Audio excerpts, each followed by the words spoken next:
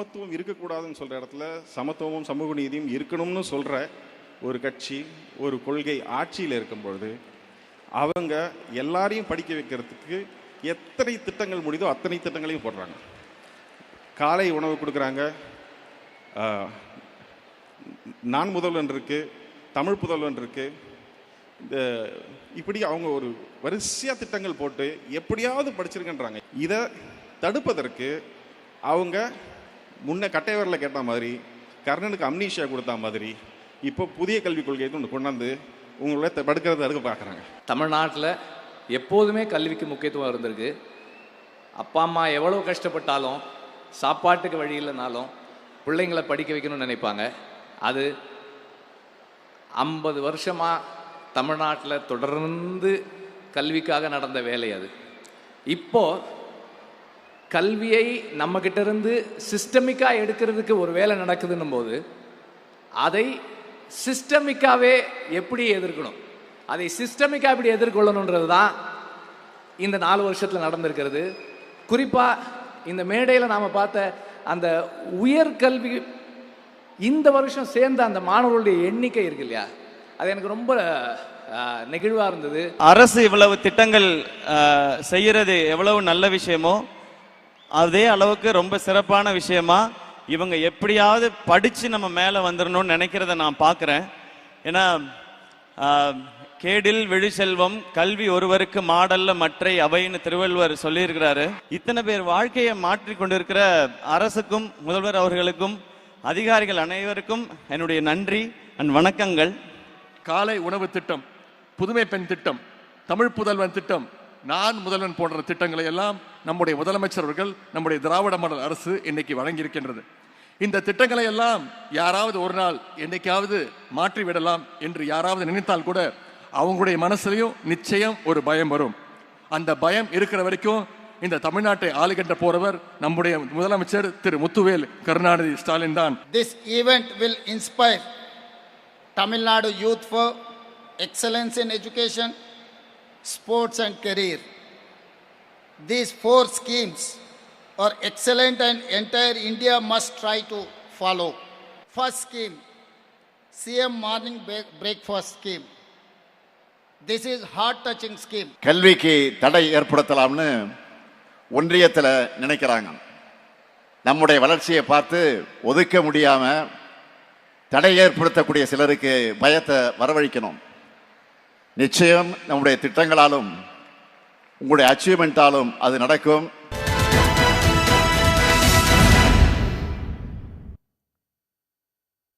வணக்கம், இது கேள்விக்களம். தமிழ்நாடு அரசின் சார்பில் நேற்று மாலை நடந்த ஒரு திருவிழா, கல்வியில் சிறந்த தமிழ்நாடு என்கிற ஒரு விழாவானது ஒரு உணர்ச்சிமயமானதாக, அரசு விழாக்களிலிருந்து மாறுபட்ட ஒரு நிகழ்வாக நேற்று இருந்தது. கல்வி ஒரு மனிதனுக்கு எத்தகைய வாயில்களையெல்லாம் திறந்துவிடும், எவ்வளவு மேம்பட்ட நிலைகளுக்கெல்லாம் ஒருவர் செல்ல முடியும் என்பது நாம் எல்லோரும் அறிந்த ஒன்று என்றாலும், தரமான கல்வியை, புதிய புதிய வாய்ப்புகளை சாதாரண மக்களுக்கு தேடி தருவதில் அரசாங்கம் எப்படிப்பட்ட திட்டங்களை செயல்படுத்த வேண்டும், எப்படிப்பட்ட கொள்கைகளெல்லாம் வகுக்க வேண்டும், கல்விக்கு முன்னுரிமை தரக்கூடிய ஒரு அரசாங்கத்தில் அதன் ஆட்சி காலத்திலேயே 4 ஆண்டு காலத்திலேயே ஒரு திட்டம் செயல்படுத்தப்பட்டு அதன் பலன்களை உடனடியாக பார்க்கக்கூடிய பல அம்சங்களை நேற்று காண முடிந்தது. பல மாணவர்கள் மிக சாதாரண கிராமங்களில் இருந்து வந்து வெளிநாடுகளில் படிப்பதற்கு பட்டியல் சமூகத்தைச் சேர்ந்தவர்கள், விளிம்பு நிலை சமூகத்தைச் சேர்ந்தவர்களுக்கான வாய்ப்பு திறந்துவிடப்பட்டிருக்கிறது. புதிய புதிய திறன்களை கற்றுக்கொள்வதற்கான வாய்ப்பு மலர்ந்திருக்கிறது. இந்த நெகிழ்வான உணர்ச்சி மிகுந்த தமிழ்நாடு கொண்டாடக்கூடிய ஒரு தருணத்தில் சில முக்கியத்துவம் வாய்ந்த கருத்துக்களும் பேசப்பட்டிருக்கின்றன.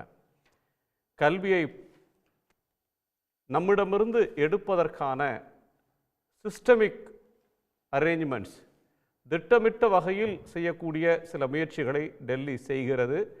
அதை எப்படி எதிர்கொண்டு முறியடிக்க வேண்டும் என்று கடந்த 4 ஆண்டு காலமாக தமிழ்நாட்டில் வேலை நடந்து கொண்டிருக்கிறது என்று திரு வெற்றிமாறன் பேசியிருக்கிறார். திராவிட இயக்கம் என்பது கொள்கைகள், அதனுடைய அடிநாதமே மக்களுக்கு கல்வியை தருவது, அவர்களை அதிகாரம் மிக்கவர்களாக, விழிப்புணர்வு மிக்கவர்களாக மாற்றுவது. அதன் எதிரான கொள்கை என்பது கல்வியை பரவலாக்குவதற்கு எதிரானது என்கிற கருத்தை குமாரராஜா பேசியிருக்கிறார். தமிழ்நாட்டிற்கான கல்வியை முடக்கக்கூடிய முயற்சிகள் என்னென்ன, நாம் தமிழ்நாட்டில் என்னென்ன தடைகளை தமிழ்நாடு சந்திக்கிறது, முதலமைச்சர் திரு மு க ஸ்டாலின் அவர்கள் பேசும்போது கூட கல்விக்கு தடை ஏற்படுத்த ஒன்றிய அரசு நினைக்கிறது என்றெல்லாம் சொல்லியிருக்கிறார். யார் தடை ஏற்படுத்த பார்க்கிறார்கள், என்னென்ன வகையான தடைகள், இருக்கிற வளங்களை கொண்டு தமிழ்நாடு அடைய வேண்டிய உயரத்தை அடைந்திருக்கிறதா, உயர்கல்வியில் உண்மையான மாற்றத்தை நாம் கொண்டு வந்திருக்கிறோமா, என்னென்ன சாதித்திருக்கிறோம், உண்மையிலேயே இந்த சாதனைகள் போதுமானவையா என்கிற பல அம்சங்களை பேசப்போகிறோம். நம்மோடு கல்வியாளர் திரு ஜெயபிரகாஷ் காந்தி அவர்கள், திமுகவின் செய்தி தொடர்பாளர் திரு சூர்யா கிருஷ்ணமூர்த்தி, பாஜகவினுடைய செய்தி தொடர்பாளர் திரு ஜி.கே. நாகராஜ், பேராசிரியர் திரு அமல்ராஜ், இவர்களோடு பூவுலகின் நண்பர்கள் திரு சுந்தரராஜன் இணைய இருக்கிறார்கள். அனைவருக்கும் வணக்கம். திரு ஜெயபிரகாஷ் காந்தி, ஒரு கல்வியாளராக இன்றைய கொண்டாட்டத்தை, நேற்றைய நிகழ்வை எப்படி பார்க்குறீங்க? அங்கே பேசப்பட்ட கருத்துக்களை நீங்கள் எப்படி உள்வாங்கினீங்க? கண்டிப்பாக நான் நேற்று அந்த நிகழ்ச்சியை கொண்டது ஒரு மிக பெருமையாக நினைக்கிறேன். உணர்ச்சி பூர்வகமான ஒரு நிகழ்ச்சி, பெருமிதம் வாய்ந்த ஒரு நிகழ்ச்சி அப்படின்னு தான் நான் சொல்வேன். அதாவது ஒரு கல்வியாளராக நான் நிறைய நாடுகளுக்கு போய் இந்த மாதிரி ஒரு சிஸ்டம், ஒரு எஜுகேஷ்னல் ரிஃபார்ம்ஸுங்கிறது நான் எனக்கு தெரிஞ்சு கிடையாது. கண்டிப்பாக அதாவது நீ மேடையில் பாருங்கள், அந்த வெற்றி கதைகள்லாம் பார்க்கும்போது கண்டிப்பாக ஆனந்த கண்ணீர், ஒரு உணர்ச்சி. அதாவது education can change any one அப்படிங்கிறது ஒரு புருவானது. நீங்கள் பாருங்கள், ஒரு பொண்ணு ஜப்பான் அரசு பள்ளியில் படித்த மாணவர்கள் ஜாப்பனீஸில் ஃப்ளூயண்ட்டாக, நான் இது ஈவன் நிறைய பெரிய சிட்டி ஸ்கூல்ஸை கூட நான் பார்க்கல. எங்கேயோ திருவண்ணாமலையில் இருக்கிற பையன் கொரியா போயிட்டு வந்தான், அவன் படிக்கிறதுக்கு கூட அவனுக்கு அங்கே சென்னை வரத்துக்கும் பணம் இல்லை, அதுக்கும் உதவி செய்து அவனை அனுப்பிச்சு. எத்தனை மாதிரி வெற்றி கதைகள் பாருங்கள். இன்னொரு முக்கியமான விஷயம் இதில் சொல்லணும், நம்ம கல்வி மட்டும் கிடையாது. நான் இதில் நம்முடைய துணை முதலமைச்சர் உதயநிதிக்கு ஒரு மிக சிறந்த பாராட்டுகள் கொடுக்கணும்னு நினைக்கிறேன். அதாவது ஒரு வெளிச்சத்தை கொண்டு வந்திருக்கார். மாற்றுத்திறனாளிகளுடைய அவங்களுடைய எக்ஸலன்ஸை கண்டுபிடிச்சு இன்றைக்கி ஒரு வேர்ல்டு ரெக்கார்டு, நேஷ்னல் ரெக்கார்டெலாம் கொண்டு அவங்க நிறுத்தினாங்க பாருங்கள். Amazing it is. அவங்களுடைய வாழ்க்கை, அதாவது கல்வி மட்டும் இல்லை, விளையாட்டுலையும் எங்களால் அவங்களுக்கு கல்வி வரலையா, நான் எங்களால் விளையாட்டுலையும் அவங்களுக்கு மேல் கொண்டு வர முடியும் அப்படின்னு ஒரு உதாரணம் இருந்தது. நல்ல விஷயங்கள். அதாவது இந்த நிகழ்ச்சி எப்படி பார்க்குறேன்னா, ஒரு எதிர்கருத்து நான் சோஷியல் மீடியாவில் பார்த்தேன். ஏன் ஒரு சினிமாக்காரர்கள் இதை கல்வியை பற்றி பேசணும் அப்படின்னு ஒரு சோஷியல் மீடியாவில் பார்த்தேன். இது கவனிக்க வேண்டிய விஷயம். நான் இது நம்முடைய முதலமைச்சரும் துணை அமைச்சரும் புத்திசாலி மட்டும் இல்லை, சாமர்த்தியமாக, நாங்கள் எங்களை மாதிரி கல்வியாளர்கள், பொன்ராஜ் இருந்தாங்க, எவ்வளோ பேர் இருந்தாங்க கல்வியாளர்கள். பட் நாங்கள் பேசுகிறதோட, அதாவது இன்றைக்கி இருக்கிற மாணவர் சிச்சுவேஷனில் ஒரு சினிமாவுடைய முகம் கண்டிப்பாக இருக்கும். அந்த சினிமா முகத்தில் இப்போ நீங்கள் பாருங்கள், சிவகார்த்திகேயன் சார், அமேசிங் சார். அவர் பேசும்போது என்ன சொல்கிறாரு, எனக்கு சினிமா விட்டு போனாலும் எனக்கு 2 டிகிரி இருக்குது, என்னால் ஒரு வாழ்க்கையை தொடர முடியும். அதே மாதிரி இன்னொரு இயக்குனர் பேசும்போது, சச்சின் டெண்டுல்கர் படித்தாரா, ரஜினி சார் படித்தாரெல்லாம் நீங்கள் நம்பாதீங்க. அதாவது படிக்காதவர் 1% வெற்றி அடைஞ்சிருக்கலாம், பட் 99 பேர் வாழ்க்கையில் வெற்றி அடைஞ்சவங்க படித்தவங்க, படிங்க, மேல் ஏறி வாங்கன்னு சொன்னாங்க. நாங்கள் சொல்கிறத விட அந்த கருத்து அப்போ தான் நினச்சேன், அப்போ அவங்க செஞ்சது கரெக்டு. நிறைய பேர் கேட்டிருக்கலாம், ஏன் ஒரு சினிமாக்காரர்கள் ஒரு கல்வி நிகழ்ச்சியில். இதுதான் சார் பியூட்டி. அதில் எவ்வளோ தெரியுமா ரீச் ஆகிருக்கு, எவ்வளோ ஒரு மோட்டிவேஷன், இன்ஸ்பிரேஷன். நீங்கள் உங்களுக்கு தெரியல, அங்கே உங்களுடைய செய்தியாளர்கள் கேளுங்க, அந்த வெளியே போகும்போது அந்த இன்ஸ்பிரேஷன் நாங்கள் கண்ணால் பார்க்க முடிந்தது. ஸோ அதனால் கண்டிப்பாக இது சில தடைகள் வரலாம், நான் அதை கவலைப்பட மாட்டேன். இங்கிலீஷில் ஒரு சேயிங் இருக்குது, the trees which has got more fruits also get more stones. எந்த மரத்தில் பழங்கள் நிறையா இருக்கோ அந்த மரத்தில் தான் கல்லடியும் ஜாஸ்தி விடுவோம். கவலையப்படக்கூடாது சார், மேலே ஏறி வருவோம் தான் எழுதியிருந்தோம். கண்டிப்பாக ஏறி வருவோம். ஒரு பெரிய சாதனை நடித்து பாருங்கள். நீங்கள் ஒரு கிளாட் எக்ஸாம் பற்றி தெரிஞ்சிருக்குமா, முதல்ல ஒரு கிளாட் எக்ஸாம் எழுதி நேஷ்னல் லா யூனிவர்சிட்டியில் படித்த மாணவர்கள் அங்கே அந்த கோர்ட்டு போட்டு ஒரு லா, அந்த இது டாக்டர்ஸ், நீட்டில் வந்து நம்ம நீட்டை வந்து ஸ்டேட் கவர்மெண்ட்டுக்கு அதாவது ஸ்டேட் போர்டு மார்க்ஸ் வச்சு கொடுக்கணும் இல்லை, அது தடையும் மீறி வந்து நம்ம வந்து நம்முடைய மாணவர்கள் வந்து ஒரு ஐஐடிலேயோ ஒரு நேஷனல் இன்ஸ்டியூட்லையோ நீட்டை போக முடிஞ்சது. அதாவது இன்னும் நிறைய பண்ணலாம் அப்படின்னு நான் சொல்வேன். ஸோ இது வந்து ஒரு அதாவது longest journey starts with the first step அப்படின்னு சொல்லுவாங்க. இது முதல் படி, பல வெற்றியை காண்போம். கல்வி அப்படின்றது ஒரு அறிவை தேடுகிறதாகும். அதற்கு வந்து எவ்வளவு செஞ்சாலும் இன்னமும் செய்யணும் அப்படின்னு ஸ்கோப் இருக்கக்கூடிய ஒரு ஏரியா. நீங்கள் எல்லோரும் ஒரு அரசாங்கம் ஒரு விழாவை நடத்துதுன்னா அது வந்து அரசாங்கம் அரசியல்வாதிகளை தான் அது தலைமை தாங்குறாங்க. அதை வாழ்த்தக்கூடியவர்கள் பலர் இருப்பாங்க, விமர்சிக்கக்கூடியவர்களும் பலர் இருப்பாங்க. விமர்சனங்களில் ஆக்கப்பூர்வமாக ஏதேனும் இருந்தால் அதை எடுத்துக்கலாம். இப்போ தமிழ்நாடு மட்டும் இல்லை, இந்தியாவினுடைய பல மாநிலங்களில் உயர்கல்வி பல்கலைக்கழகங்கள் நடந்துக்கிட்டு இருக்கு. இந்த 4 வருடத்தில் செஞ்ச இன்டர்வென்ஷன், இவங்க சொல்கிற காலை உணவு திட்டம், அது பள்ளிக்கல்வியில் ஒரு ஆர்வத்தை தூண்டி இருக்கு அப்படின்றது முன்வைக்கிற ஒரு ஆர்கியூமெண்ட். அது குழந்தைங்க அப்சண்ட் இல்லை, சத்தாக இருக்கிறாங்க, கவனிக்கிறாங்க, நோய்வாய்ப்பட்டு நின்றுறது இல்லை அப்படின்னு பாசிட்டிவாக நிறையா சொல்கிறாங்க. அட்டெண்டன்ஸ் இன்க்ரீஸ் ஆகிருக்குன்றது அதுக்கு சொல்கிறாங்க. இன்னொன்று, ஒரு அரசாங்கம் இன்றைக்கி கல்வி தனியார் மயமான ஒரு சூழலில் இன்றைக்கி இருக்கிற சேலஞ்சஸ்க்கு மத்தியில் என்ன இன்டர்வென்ஷனை செய்ய முடியும்? எல்லா ஊர்கள்லேயும் பள்ளி இருக்கிறது, எல்லா மாநிலங்கள்லேயும் கல்லூரிகள் இருக்கிறது. ஆனால் இந்த மாதிரி ஸ்கீம்ஸுடைய யூனிக்னஸ்னு எதை பார்க்குறீங்க? இல்லை, கண்டிப்பாக இந்த மாதிரி யூனிக், அதாவது புதுமை பெண் ஆகட்டும், இல்லது வந்து நான் முதல்வன், கல்லூரி கனவு, காலை சத்துணவு திட்டம், இது மாதிரி நிறைய பேசலாம். இது எல்லாமே வந்து ஒரு இம்ப்ரூவ்மெண்ட் காண்றது. யாருமே எந்த ஒரு மாநிலத்திலையும் எந்த ஒரு நாட்டிலையும் இல்லாதது வந்து தான் காமிச்சிருக்கோம், உயர்ந்திருக்கு. நீ இல்லைன்னா ஒரு தரமான ஒரு கல்வி இந்தியாவுக்கு கொடுத்துருக்க முடியுமா? நான் நம்முடைய தொலைக்காட்சியிலே சொல்லியிருக்கேன், இன்றைக்கி நாட்டுக்கே ஒரு முன்னோடி வந்து கல்வியில் வந்து தமிழ்நாடு. ஒரு NIRF ரேங்கிங் எடுத்துக்கோங்க, மத்திய அரசு கொடுக்குற அந்த ரேங்கிங்லேயே வந்து ஆல்மோஸ்ட் வந்து 30% கல்லூரிகள் வந்து நம்முடைய தமிழ்நாட்டு கல்லூரிகள். எந்த பெரிய தடை, எந்த ஒரு ஃபண்டிங்கும் சரியாக கரெக்டான டைமில் வருதில்லை. இந்த மாதிரிலாம் இருக்கும்போது இதை மீறி வந்து நம்ம செய்கிறோம் அப்படின்னா எந்த அளவுக்கு வந்து இன்றைக்கி மாணவர்களும் சரி அரசும் சரி இது வந்து கல்விக்கு ஒரு முக்கியத்துவம் இருக்கும். நம்ம படித்தாதான் முன்னேற வர முடியும்.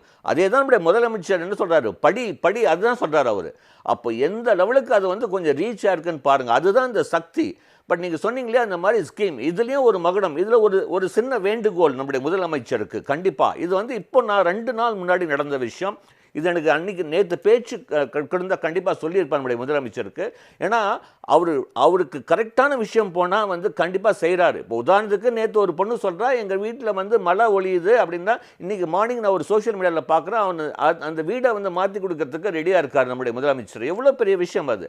இப்போது இன்னொரு விஷயம் சொல்கிறேன், இது கண்டிப்பாக முதலமைச்சர் செய்யணும். இது வந்து நம்மளுடைய ஒரு மகுடம் கிரீடத்துக்கு ஒரு வைரக்கல்னு சொல்வேன். ஒரு 2 நாள் முன்னாடி ஒரு கல்லூரிக்கு போயிருந்தேன் சார். அந்த கல்லூரியில் அந்த மாணவன்கிட்ட கேட்டேன், பூஜா ஹாலிடேஸுக்கு போறியா? அவங்க பிரின்ஸ்பாலும் இருந்தாங்க. அந்த மாணவன் வந்து ஒரு அரசு பள்ளியில் படித்த மாணவன், தேனி பக்கத்தில் சென்னையில் படிக்கிறாரு, 7.5%. அந்த மாணவன் சொல்கிறான், இல்லை சார் என்கிட்ட ரொம்ப சந்தோஷமாக இருக்குது, நம்முடைய அரசு வந்து அதாவது ஹாஸ்டல் ஃபீஸு காலேஜ் ஃபீஸ் எல்லாமே கட்டுறாங்க.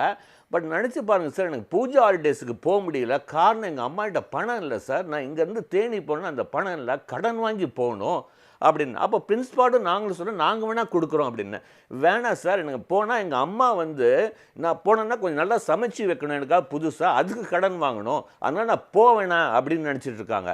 பட் ஒரே ஒரு வேண்டுகோள் நம்முடைய முதலமைச்சருக்கு, நம்ம இவ்வளோ செய்யும்போது இந்த தொடர், அதாவது இந்த தீபாவளி தொடர் இல்லை பொங்கல் தொடர் வரும்போது நம்முடைய 7.5 அரசு பள்ளி மாணவர்கள் மற்ற அதாவது டிஸ்ட்ரிக்டில் படிக்கிற மாணவர்களுக்கு ஒரு இலவச பாஸ் அந்த டைமில் மட்டும் கொடுத்தா மிகப்பெரிய பூரடிப்பாங்க சார். பேரண்ட்ஸ் அதை எதிர்பார்க்குறாங்க. அரசு பள்ளி மாணவர்களுக்கு மருத்துவக் கல்லூரியில் மட்டும் இருந்த இடஒதுக்கீடு, பொறியியல் கல்லூரிகள், வேளாண் கல்லூரி, நம்முடைய கால்நடை எல்லாத்துலயுமே கொண்டு வந்தாங்க. கல்லூரி எல்லா ப்ரொஃபஷனல் கோர்சஸும் கொண்டாங்க. அது எல்லா ப்ரொஃபஷனல் கோர்ஸுமே வந்திருக்கு சார். சரி, நம்ம தொடர்ந்து பேசலாம். நம்முடைய பேராசிரியர் அமல்ராஜ், உங்க கோணம் என்ன? நேற்று வந்து கல்வியில் சிறந்த தமிழ்நாடு அப்படின்ற தலைப்பில் தமிழ்நாடு அரசு நடத்தின அந்த விழா மிக முக்கியமான விழா. அனைவராலும் அது வந்து பாராட்டக்கூடிய ஒரு விழா. அதில் வந்து எந்த மாற்று கருத்தும் இல்லை. ஆனால் இன்றைக்கு கல்வியில் சிறந்த தமிழ்நாடு அப்படின்னு நாம் கொண்டாடுகிற பேசுகிற இந்த தருணத்தில் உண்மையிலே தமிழ்நாடு கல்வியில் சிறந்து தான் இருக்குதா அப்படின்ற இன்னொரு கேள்வியும் நம்ம வந்து கேட்டு தான் ஆக வேண்டியதாக இருக்குது. காரணம், தமிழ்நாட்டில் தொடர்ந்து வந்து அரசு பள்ளிகளில் படித்து வெளியே வருகிற மாணவர்களுடைய எண்ணிக்கையை விட அல்லது எண்ணிக்கைக்கு நிகராக அரசு சாராத தனியார் பள்ளிகள் அங்கிருந்து படித்து வரக்கூடிய அந்த மாணவர்களுடைய எண்ணிக்கை ஏறத்தாழ சரிசமமாக இருப்பதாக சொல்கிறாங்க. அப்போது நான் அதில் ஒரு விஷயத்தை கேட்கணும். அதில் வந்து அது ஒரு சமூகம் முன்னேறுகிற போது, ஒரு மக்கள்கிட்ட வந்து வருமானம் அதிகரிக்கிற போது, நகர்ப்புறத்தில் இப்போ வந்து மான்ஃபோர்ட் கான்வென்ட்டில் போய் படிக்க வைக்கிறாங்க, பெரிய ரெசிடென்ஷியல் ஸ்கூலில் படிக்க வைக்கிறாங்க. ஒரு சமூகம் அப்வர்ட்லி மொபைல், ஒரு மேல் நோக்கி செல்லுகிற ஒரு நேரத்தில் வறுமை ஒழிஞ்சு மக்கள்கிட்ட பணம் இருக்கிற ஒரு தருணத்தில் அரசு பள்ளியும் இருக்குது, தனியாரும் இருக்குது, நான் எனக்கு அஃபோர்டபிலிட்டி இருக்குது, நான் இன்னொரு இடத்துல போய் சேர்த்துக்கிறேன் அப்படின்னு போகிறத இப்போ வறியவர்கள் வேறு வழியே இல்லை, எனக்கு அரசு பள்ளின்ற ஒரு ஆப்ஷன் இல்லை, நான் இங்கே சேர்றதுக்கு ஃபோர்ஸ் பண்ணுறாங்க அப்படின்னா வேறு, விரும்பி போய் சேர்க்குறாங்கன்னு வச்சுக்கங்க, அதை நம்ம வந்து அரசை குறை சொல்ல முடியுமா? இல்லை, அது அரசை நம்ம குறை சொல்ல முடியாது. ஆனால் இப்போ இந்த வெற்றி, கல்வியில் சிறந்த தமிழ்நாடு, கல்வியில் தமிழ்நாடு சிறந்து இருக்குது அப்படின்னு உரிமை கொண்டாட முடியுமா அப்படின்ற கேள்வியை நம்ம முன்வைக்க வேண்டியது இருக்குது. உதாரணமாக, அப்போது அரசுக்கு நிகராக தனியார் பள்ளிகளில் அல்லது அரசு சாராத நிறுவனங்களில் அரசுக்கு நிகரான மாணவர்கள் படித்து வெளிவரபோது கல்வியில் சிறந்தது இருக்குதான் தமிழ்நாடு, அதில் மாற்று கருத்து இல்லை. அப்போது இந்த சிறந்திருக்கிற இந்த தமிழ்நாட்டுக்கு அரசு தான் அதற்கு காரணம் அப்படின்னு வந்து நாம் ஒப்புக்கொள்ள முடியுமா அப்படின்ற கேள்வியை நம்ம முன்வைக்க வேண்டியது. தனியார் ஸ்கூலில் ஒரு மாணவன் படிச்சுட்டு வந்தான்னா அதை அந்த அவருடைய வெற்றி தான், அது அவருடைய வெற்றி, அவங்க குடும்பத்துடைய வாய்ப்பு, அதை வந்து நீங்கள் அரசு அதில் வந்து கொண்டாடுவதற்கு ஒன்றும் இல்லை அப்படின்னு எப்படி நம்ம உரிமை கொண்டாடுறதுக்கு அது தகுதியுடையதாக இருக்குதோ அப்படின்ற ஒரு கேள்வியை நம்ம வந்து முன்வைக்க வேண்டியது இருக்கு. அடுத்ததாக இப்போ அரசு பள்ளிகள் ஆனாலும் சரி, கல்லூரிகள் ஆனாலும் சரி, இன்று வரை வந்து எல்லாருக்கும் தெரியும், அன்றாட செய்தித்தாள்களில் ஊடகங்களில் அவ்வப்போது ஆசிரியர்கள் போராட்டங்களில் ஆசிரியர் பணியிடம் பற்றாக்குறை அப்படின்றது வந்து தொடர்ந்து நீடிச்சுக்கினே இருக்குது. ஆசிரியர் பணியிடம் கல்லூரிகள்லேயும் நிரப்பப்படலை, பள்ளிகள்லேயும் நிரப்பப்படலை. இப்போ வரை கல்லூரிகளில் கௌரவ விரிவுரையாளர் அப்படின்ற அந்த நிலையில் தான் ஆயிரக்கணக்கான, இப்போ கூட சமீபத்தில் உயர்கல்வித்துறை அமைச்சர் வந்து மீண்டும் வந்து கௌரவ விரிவுரையாளர்களை நியமனம் பண்ண போகிறோம் அப்படின்னு அறிவிச்சிருக்கிறார். இப்போ இந்த கௌரவ விரிவுரையாளர்கள் அப்படின்னு நியமிக்கிற இந்த போக்கு கடந்த ஒரு சில ஆண்டுகளாகத்தான் இது வந்து இருக்குது. கடந்த சில ஆண்டுகளாக புதிய அரசு கலைக்கல்லூரிகளையும் தொடங்கிட்டே இருக்கிறாங்களே. புதிய அரசு கலைக்கல்லூரியை தொடங்குறாங்க. அப்போ இந்த கலைக்கல்லூரியை தொடங்குறதுடைய நோக்கம் என்ன? மாணவர்களுக்கு கல்வி அளிக்கணும். அப்போ ஆசிரியரை நிரப்பாமல் நீங்கள் கல்லூரியை திறந்து அந்த கல்லூரியில் யார் போதிப்பாங்க? அரசியல்வாதிகள் போய் பாடம் எடுப்பாங்களா? இந்த கேள்வி இருக்கு. ஆசிரியர்கள் இல்லையாங்க? ஆசிரியர்கள் ஏற்கனவே நடந்து நிற்கிற அரசு கலைக்கல்லூரிகளிலே ஏறத்தாழ 6000க்கும் மேற்பட்ட ஆசிரியர்கள் பற்றாக்குறை. இது அரசு சொல்ற புள்ளி விவரம். கரெக்ட். இந்த கௌரவ விரிவுரையாளர்களுக்கு குறைந்த ஊதியமாக எவ்வளோ 25,000 ஊதியம் தான் வழங்கப்படுது. ஆனால் ஒரு மத்திய பல்கலைக்கழக மானிய குழு UGC என்ன சொல்லுது? குறைந்தபட்சம் 50,000 இவங்களுக்கு வழங்கப்படணும்னு சொல்லுது. அதையும் செய்யல. பள்ளிகளில் சிறப்பாசிரியர்கள் அப்படின்ற பேர்ல தொகுப்பூதியத்தில் பணி செய்கிறாங்க.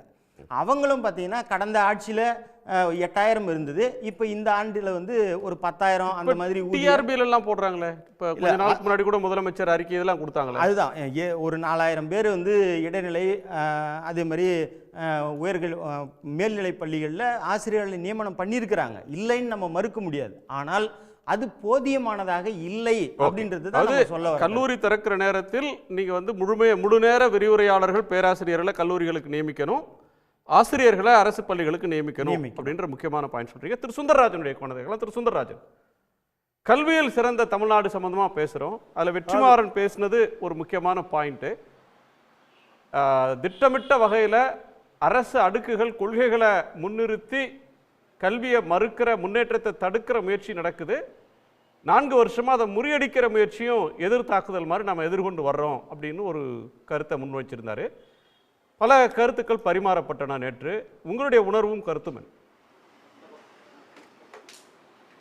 அதாவது குணா, நம்ம இது எப்படி பார்க்கறோம்னா, அனிதா ஒரு எக்ஸாம்பிள் எடுத்துக்கிறோம், ஒரு உதாரணம் எடுத்துக்குவோம். அனிதா போன்ற ஒரு சமூக பின்புலத்தில் வரக்கூடிய பெண்ணால் உத்தரப்பிரதேசத்துலேயோ இல்லை பீகார்லேயோ இல்லை மத்திய பிரதேசத்துலேயோ பள்ளி கூட போக முடியாது. ஆனால் இங்கே அந்த சமூக பின்புலத்திலிருந்து வரக்கூடிய ஒரு பெண் படித்து கிட்டத்தட்ட மருத்துவக் கல்லூரிக்கு போகக்கூடிய ஒரு மதிப்பெண், நீங்கள் நீட்டுன்னு ஒரு விஷயத்தை கொண்டு வந்து அவருடைய மருத்துவ கனவை வந்து நம்ம வந்து ஒன்றிய அரசாங்கம் வந்து முழுவதுமாக நொறுக்கி விட்டுச்சு. ஆனால் அந்த பெண் எடுத்த மதிப்பெண் இருக்குல்ல, அது வந்து ஒரு நீட்டுக்கு முன்னாடி ஒரு ரெகுலரான ஒரு +2 எக்ஸாம் வச்சு போகக்கூடிய ஒரு வழிமுறை இருந்தப்போ அந்த அனிதாவுக்கு வந்து தமிழ்நாட்டில் உள்ள சிறந்த மருத்துவக் கல்லூரியில் வந்து நிச்சயமாக வந்து இடம் கிடச்சிருக்கும். அப்போ இந்த சமூக பின்புலத்திலிருந்து வரக்கூடிய பெண்ணால் பள்ளி படித்து கல்லூரிக்கு போகக்கூடிய அளவுக்கு மார்க் வாங்க முடிஞ்சதுன்னா அது தமிழ்நாட்டுடைய ஒட்டுமொத்த எஜுகேஷன் ஈகோசிஸ்டம் தான் வந்து காமிக்குது. அது ஒரு உதாரணம் தான். அது இன்றைக்கி தமிழக அரசு வெளியிட்டிருக்கின்ற ஸ்டேட் எஜுகேஷன் பாலிசி அதை எடுத்துக்குவோம்.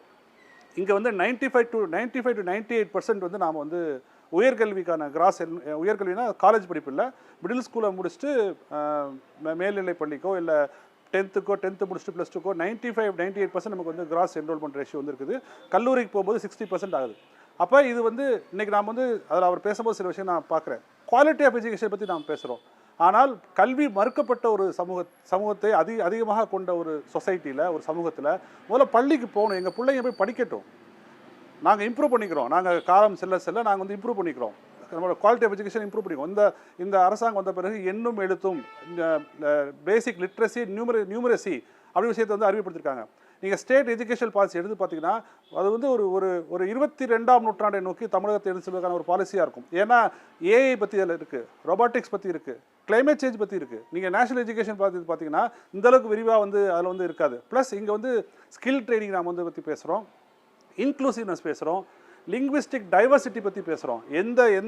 எந்த விஷயத்தையும் நீங்கள் வந்து எந்த மொழியும் நீங்கள் வந்து எடுத்து படிக்கலாம். ஆனால் இருமொழி கொள்கை தான் அரசுக்கு சொந்தமான, அரசோட லாங்குவேஜ் பாலிசி வந்து இருமொழி கொள்கை தான்.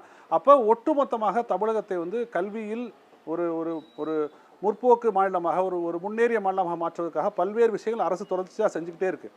இந்த டெம்பரவரியாக ஸ்டாஃப் போடுறாங்க, கௌரவ விரிவுரையாளர் போடுறாங்கலாம் வந்து 2 வருஷமாக இல்லை 20 வருஷமாக இருக்குது. எனக்கு தெரிந்து பல கல்லூரிகளில் 18-20 ஆண்டுகளாக கெஸ்ட் ஃபேக்கல்ட்டியாக கெஸ்ட் லெக்சரர்ஸாக ஒர்க் பண்ணக்கூடிய வந்து நான் பார்த்துட்டு இருக்கோம். அது வேற ஒரு பிரச்சனை. அது நம்ம அதை தீர்க்கணும், டீல் பண்ணணும். உயர்கல்வித்துறை பள்ளிக்கல்வித்துறை டீல் பண்ணணும், நம்ம இருக்கல. ஆனால் ஒட்டுமொத்தமாக தமிழ்நாட்டில் கல்வி சூழல் எப்படி இருக்குன்னா, எவ்வளவு சவால்கள் இருந்தாலும், இப்போ உதாரணமாக அந்த ஒன்றிய அரசாங்கம் கல்விக்கு தரக்கூடிய நிதி 2500 கோடி ரூபா, நீங்கள் நியூ எஜுகேஷன் பாலிசி அக்செப்ட் பண்ணால் தான் நாங்கள் பணம் தரோம்னு சொல்லுவாங்க. அது எந்த அரசியல் சட்டம் முடியாது அது சொல்லப்பட்டிருக்கு. நீங்கள் அரசு கொண்ட கொள்கையை வேணுமா வேண்டாமா என்று ஏற்றுக்கொள்ளக்கூடிய உரிமை வந்து மாநில அரசுக்கு இருக்குது. இட்ஸ் ஃபெடரல் ஸ்ட்ரக்சர் தான் நம்ம. அப்போ மாநில அரசு எனக்கு வேண்டாம்னு சொல்கிறாங்க. அதை நீங்கள் வந்து தந்தா தான் நான் வந்து எங்களோட டேக்ஸில் வந்து 2200 கோடி ரூபா நாங்கள் தருவோம்னு சொன்னீங்கன்னா நாங்கள் அக்செப்ட் பண்ண மாட்டேங்கிறோம். எங்கள் பிள்ளைகளை நாங்கள் படிக்க வச்சுக்கிறோம். நாங்கள் எவ்வளோ கஷ்டப்பட்டாலும் முதலமைச்சர் சொல்கிறாரு, பள்ளிக்கல்வித்துறை அமைச்சர் சொல்கிறாரு, எவ்வளோ கஷ்டப்பட்டாலும் எங்கள் பிள்ளைகளை நாங்கள் படிக்க வச்சுக்கிறோம். ஸோ ஆனால் நீங்கள் வந்து கட்டாயப்படுத்தி கொண்டு வரும்போது ஒரு பெரிய சவாலாக பெரிய சேலஞ்சாக வந்து இருக்குது. நீங்கள் அப்போ ஒவ்வொரு விஷயத்தையும் நாங்கள் பணத்தை வச்சு நீங்கள் வந்து மிரட்ட ஆரம்பிச்சிங்கன்னா, நீங்கள் சொல்கின்ற ஒன்றிய அரசாங்கம் சொல்கின்ற எல்லாவற்றையும் மாநில அரசு ஏற்றுக்கொள்ள வேண்டுமா? நாங்கள் என்ன சொல்லுவாங்க, சமஸ்கிருதம் படித்தா தான் மெடிக்கல் காலேஜ் போக முடியும் அப்படின்னு நீங்கள் சொன்னால் தான் நாங்கள் வந்து உங்களுக்கு வந்து ஜிஎஸ்டிலேருந்து உங்களோட ஷேரை தருவோம்னு சொல்லுவாங்க. அல்லது உங்களுடைய மேனுஃபேக்சரிங் ஸ்டேட்டுங்க முறையில் நமக்கு பணத்தை தருவோம்னு சொல்லி சொல்லுவாங்க. இந்த சேலஞ்சஸ்லாம் வச்சுக்கிட்டு தான் தமிழ்நாடு நிச்சயமாக ஒரு பெரிய அளவில் முன்னேறி இருக்கிறது என்பதை நாம் வந்து மறுக்கவே வந்து முடியாது. தமிழ்நாட்டின் கல்வி புலம் என்பது, கல்வி சூழல் என்பது இந்தியாவின் எந்த மாநிலத்திலும் வந்து இல்லாது. நீங்கள் எத்தனை கிலோமீட்டருக்குள்ளே 1 கிலோமீட்டரில் உங்களுக்கு வந்து துவக்கப்பள்ளி இருக்கும், 2-3 கிலோமீட்டருக்குள்ளே வந்து மிடில் ஸ்கூல் இருக்கும், 3-5 கிலோமீட்டருக்குள்ளே வந்து ஒரு ஹையர் செகண்டரி ஸ்கூல் இருக்கும். இது எந்த ஸ்டேட்லேயும் கிடையாது, எந்த ஸ்டேட் கிடையாது. நம்பர்ஸ் வந்து இன்றைக்கி தனியார் பள்ளிக்கும் அரசு பள்ளி படிக்கக்கூடிய நம்பர்ஸ் வந்து வேரி ஆகலாம். கோவிட் டயத்தில் வந்து 90 லட்சம் பேர் நம்ம தொட்டோம். அரசு பள்ளிக்கு போகக்கூடிய மாணவ மாணவியர் எண்ணிக்கை 90 லட்சம் தொட்டுச்சு. 1,20,00,000 1,25,00,000 பேர் படிக்கக்கூடிய தமிழ்நாட்டின் பள்ளி கல்வித்துறையில் 90 லட்சம் பேர் வந்து டச் பண்ணிச்சு அரசு பள்ளியில். ஸோ அது சூழல் தான் தீர்மானிக்கும். இன்ஃப்ராஸ்ட்ரக்சர் டெவலப் பண்ணுமா? ஆமா, டெவலப் பண்ணும். சுந்தரராஜன், அந்த காலகட்டத்தில் என்ன செய்தின்னு சொன்னா, மக்கள்கிட்ட வந்து தனியார் பள்ளிகளில் ஃபீஸ் கட்டுறது கூட பணம் இல்லை, கொரோனா ஊரடங்கு, வருமானம் போயிடுச்சு. அந்த நாளில் வந்து அரசு பள்ளியிலேருந்து தனியாருக்கு போனவங்கலாம் தனியார்லேருந்து மீண்டும் அரசுக்கு வந்ததை பார்த்தோம். பட் நீங்கள் சொல்கிற தமிழ்நாட்டினுடைய கல்வி சூழல் வாய்ப்புகளை ஏற்படுத்துவது அப்படின்றது எல்லா ஸ்டேட்டும் பண்ணுறாங்களா? இல்லை தமிழ்நாடு வந்து எந்த செக்ஷனும் விடுபட்டு விடக்கூடாது அப்படின்னு பார்க்கிறது திராவிட மாடல் கொள்கை அப்படின்னு முதலமைச்சர் பல இடங்களில் சொல்கிறாரு. அது இதில் ரிஃப்ளெக்ட் ஆகுது. ஆமாம், நிச்சயமாக இன்க்ளூசிவிட்டியும் எல்லாவற்றையும் சேர்த்துக்கொள்வது, எல்லா தரப்பு மக்களையும் அழைத்துக் கொள்வது, எல்லாருக்கும் எல்லாம், அதாவது சமூகத்தோட எந்த தட்டு மக்களுக்கும் எதுவும் கிடைக்காமல் போய்விடக்கூடாது. அதில் வந்து குறைபாடுகள் இருக்கலாம், நமக்கு ஒரு சிஸ்டம் செயல்படும் போது குறைபாடுகள் இருக்கலாம், சின்ன சின்ன குறைபாடுகள். ஆனால் எல்லா மக்களையும் சென்று சேரக்கூடிய ஒரு விஷயமாக பார்ப்பது இருக்குல்ல, அது வந்து ரொம்ப ரொம்ப முக்கியமான விஷயம் பார்க்க வேண்டும். புதுமை பெண் திட்டம்லாம் நீங்கள் யாராலும் யோசிக்க முடியாத திட்டம். நீங்கள் வந்து அது எந்த ஸ்கீமை ரீப்ளேஸ் பண்ணிட்டாங்க நீங்கள் 1000 விவாதம் பண்ணலாம். ஆனால் நம் வீட்டில் இருக்கக்கூடிய ஒவ்வொரு பெண் பிள்ளையும் கல்லூரிக்கு போகும்போது 1000 ரூபாய் வாங்கும் அப்படின்னா அதுக்காகவே பெற்றவங்க வந்து படிக்க அனுப்புகிறாங்க. பெற்றோர்கள் படிக்க அனுப்புவதை நான் பார்க்க முடியும். என் பிள்ளைக்கு வந்து ஒரு மாதம் 1000 ரூபாய் கிடைக்குது, அவள் கால் போகலாம், அந்த காலேஜிலேருந்து படிச்சுட்டு வந்து வரும்போது ஒரு 1000 ரூபாய் மாதம் வருது, குடும்பத்துக்கு பயன்படுது, ஏதோ என்னமா இருக்கலாம். ஆனால் அந்த நம் பிள்ளைகளை வந்து எப்படியாவது கல்லூரிக்குள் சென்று அனுப்பிவிட வேண்டும். டிகிரி வாங்கட்டும் பிள்ளைங்கள்லாம், மேல் படிப்புக்கு போட்டோம். இப்போ நீங்கள் ஒரு 10 நாளைக்கு முன்னாடி விளிம்புநிலை மக்கள் அல்லது பட்டியலின மக்களோ அல்லது மைனாரிட்டிஸோ ஹையர் எஜுகேஷனுக்கு வந்து அப்ராட் போகிறாங்கன்னா, அதாவது இப்போ அமெரிக்காவுக்கோ இல்லை ஐரோப்பாவுக்கு போகிறாங்கன்னா 30 லட்சம் வரைக்கும் அரசு தருது ஒரு மாணவருக்கு. 30 லட்சம் ஜியோ போட்டிருக்காங்க. நீங்கள் இந்த மாதிரி எப்படி யோசிக்க முடியும்? எப்படி இந்த மாதிரி யோசிச்சு அப்போ நம்ம பிள்ளைகள் வந்து இப்போ ஸ்கூலிங் முடிச்சிட்டாங்க, எல்லாரும் ஓரளவுக்கு ஸ்கூலுக்கு வந்துட்டாங்க, அடுத்தது காலேஜ் போக வச்சிட்டோம். அப்போ அடுத்த ஸ்டெப் என்ன? ஹையர் எஜுகேஷன் போகணும். எங்கே போகணும் ஹையர் எஜுகேஷன்? வெளிநாடுகளுக்கு போட்டோம், அமெரிக்காவுக்கு போட்டோம், ஹார்வர்டுக்கு போட்டோம், ஆக்ஸ்ஃபோர்டுக்கு போட்டோம், நம்ம பசங்கள்லாம் போய் போய் படிக்கட்டும். அதுக்கு என்ன செய்யணும்? 10 பேரோ 20 பேரோ, அது எவ்வளோ பேருமா இருக்கலாம். ஆனால் அந்த 10 பேரோ 20 பேருக்கோ, அது வந்து சிறுபான்மையினராகட்டும் இல்லை பட்டியல் சமூகத்தை சேர்ந்தவர்களாகட்டும், அவங்களாம் வந்து 30 லட்சம் ஒவ்வொருத்தருக்கும் தரும் அரசு அப்படி சொல்கிறது, இதில் வந்து நம்ம 1000 ரூபா தான் பண்ணலாம். ஆனால் இந்த அளவுக்கு யோசிக்கக்கூடிய அரசு வந்து தமிழ்நாட்டில் யோசிக்கிறாங்க தான் தமிழ்நாடு வந்து கல்வி புலத்தில் இந்தியாவுக்கு ஒரு எடுத்துக்காட்டாக, இந்தியாவுக்கு ஒரு முன்மாதிரியாக வந்திருக்குது. 1000 சவால்கள் இருக்குது, பணம் வர மாட்டேங்குது. ஆனால் அவை எல்லாவற்றையும் மீறி எல்லாவற்றையும் தகர்த்து கல்வியில் சிறந்த தமிழ்நாடு என்பதை நிச்சயமாக நம்மால் எடுத்து சொல்ல முடியும். அதுக்கான கோட்பாடுகள் வந்து நம்மகிட்ட இருக்கு. அதோட வெளிப்பாடு தான் ஸ்டேட் எஜுகேஷன் பாலிசி. நீங்க ஸ்டேட் எஜுகேஷன் கல்வியில் சிறந்த தமிழ்நாடுனா நம்ம பேராசிரியர் அமல்ராஜ் வந்து ஒரு மாற்று பார்வையை முன் வச்சாரு. நீங்க அரசு பள்ளியிலேயே 100% பேரும் படிச்சுட்டு அவங்க மேம்பட்டா மட்டும்தான் நீங்க வந்து கல்வியில் சிறந்த தமிழ்நாடுன்னு கொண்டாடணும். தனியார் ஸ்கூல்ல படிச்சுட்டு வர்றதை எப்படி கொண்டாட முடியும்னு சொல்றாரு. கல்வியில் சிறந்த தமிழ்நாட்டை நம்ம எப்படி டிஃபைன் பண்றது? எல்லாருக்கும், சமூகத்தின் எல்லா தரப்பு மக்களுக்கும் அவர்கள் விரும்பிய பாடத்தை எடுத்து படிக்கக்கூடிய வாய்ப்பும் வசதியும் கொடுக்கப்பட்டால் அதான் ஒரு சிறந்த ஸ்டேட்டு. அதாவது சமூக பின்புலம், சாதிய பின்புலம், மத பின்புலம், மொழியியல் பின்புலம், எந்த பின்புலத்தை பற்றியும் கவலை இல்லாமல் எல்லோரும் தமிழ்நாட்டில் பிறக்கக்கூடிய ஒவ்வொரு மாணவனும் மாணவியும் உயர்கல்வியை பெற முடியக்கூடிய சூழலை உருவாக்குவது தான் கல்வியில் சிறந்த தமிழ்நாடு. அது பிரைவேட் ஸ்கூலில் படிக்கிறாங்க, கவர்மெண்ட் ஸ்கூலில் படிக்கிறாங்க, குவாலிட்டி ஆஃப் எஜுகேஷன் நல்லா இருக்குது, சிலபஸ் சரியில்லை, இது எல்லாம் வந்து மைனாரிட்டி, அதாவது சாதாரண விஷயங்கள் நம்ம தீர்த்துக்கொள்ளக்கூடிய விஷயம் தான். அதையும் அரசு முயற்சி பண்ணுது. லிட்ரஸி, நீங்கள் வந்து நியூமரசி இருக்குல்ல, அந்த எண்ணும் எழுத்துங்கிற ஒரு ஸ்கீம் நான் படித்து ரொம்ப வியப்படைஞ்சிருக்கேன். எப்படி ஒரு சிஸ்டத்தினால பசங்களுக்கு வந்து எண்ணும் எழுத்தும், லெட்டர்ஸும் நம்பர்ஸும், ஏன்னா அதான் அடிப்படை, எண்ணும் எழுத்தும் தான் அடிப்படை. அதை வந்து நம்ம பசங்க லேக் ஆகக்கூடாது, மேத்தமெட்டிக்ஸில் லேக் ஆகக்கூடாதுன்னு ஒவ்வொரு விஷயத்திலும், ஆர்ட்ஸில், பெர்ஃபார்மிங் ஆர்ட்ஸில், லிபரல் ஆர்ட்ஸில், நீங்கள் பள்ளிகளுக்கு போய் பாருங்கள், மாடல் ஸ்கூலுக்கு போய் பாருங்கள், ஒவ்வொரு டிஸ்ட்ரிக்ட்லேயும் அரசு ஏற்படுத்திக்கிட்ட மாடல் ஸ்கூலை பாருங்கள். அந்த மாவட்டத்தில் அரசு பள்ளியில் படித்து சிறந்த மார்க் வாங்கக்கூடிய எல்லாத்தையும் ஒரு இடத்துல கொண்டு உட்கார வச்சு அவங்களுக்கு ஸ்பெஷல் கோச்சிங் கொடுத்து, இன்றைக்கி எப்படி ஐஐடிக்கு போகிறாங்க பசங்க, என்ஐடிக்கு போகிறாங்க பசங்க, எப்படி வந்து நீங்கள் வந்து யூபிஎஸ்சி வந்து நம்ம பசங்க வந்து கிளியர் பண்ணுறாங்க. 56 பேர் போன வருஷம் கிளியர் பண்ணியிருக்காங்க ஐஏஎஸ் ஐபிஎஸ் அந்த யூபிஎஸ்சி எக்ஸாம்ஸை. இது எப்படின்னா கான்சென்ட்ரேட் பண்ணி ஃபோக்கஸ் பண்ணி இந்தந்த பசங்களை இதுக்கு ரெடி பண்ணணும். அப்போ ஒரு 10 ஆண்டுகள் 20 ஆண்டுகள் கழித்து தமிழ்நாட்டை சேர்ந்த மாணவர்கள் இல்லாத ஒரு புலம் வந்து உலகத்தை எங்கேயுமே இருக்காது. அவங்க கொரியாவில் வேலை பார்க்கலாம், இல்லை மொரிஷியஸில் வேலை பார்க்கலாம். ஆனால் எந்த பல்கலைக்கழகத்துக்கு போனாலும் சரி, எந்த பின்புலமாக இருந்தாலும் சரி, பயோடெக்னாலஜியாக நம்ம பசங்க இருப்பாங்க, செமிகண்டக்டராக நம்ம பசங்க இருப்பாங்க.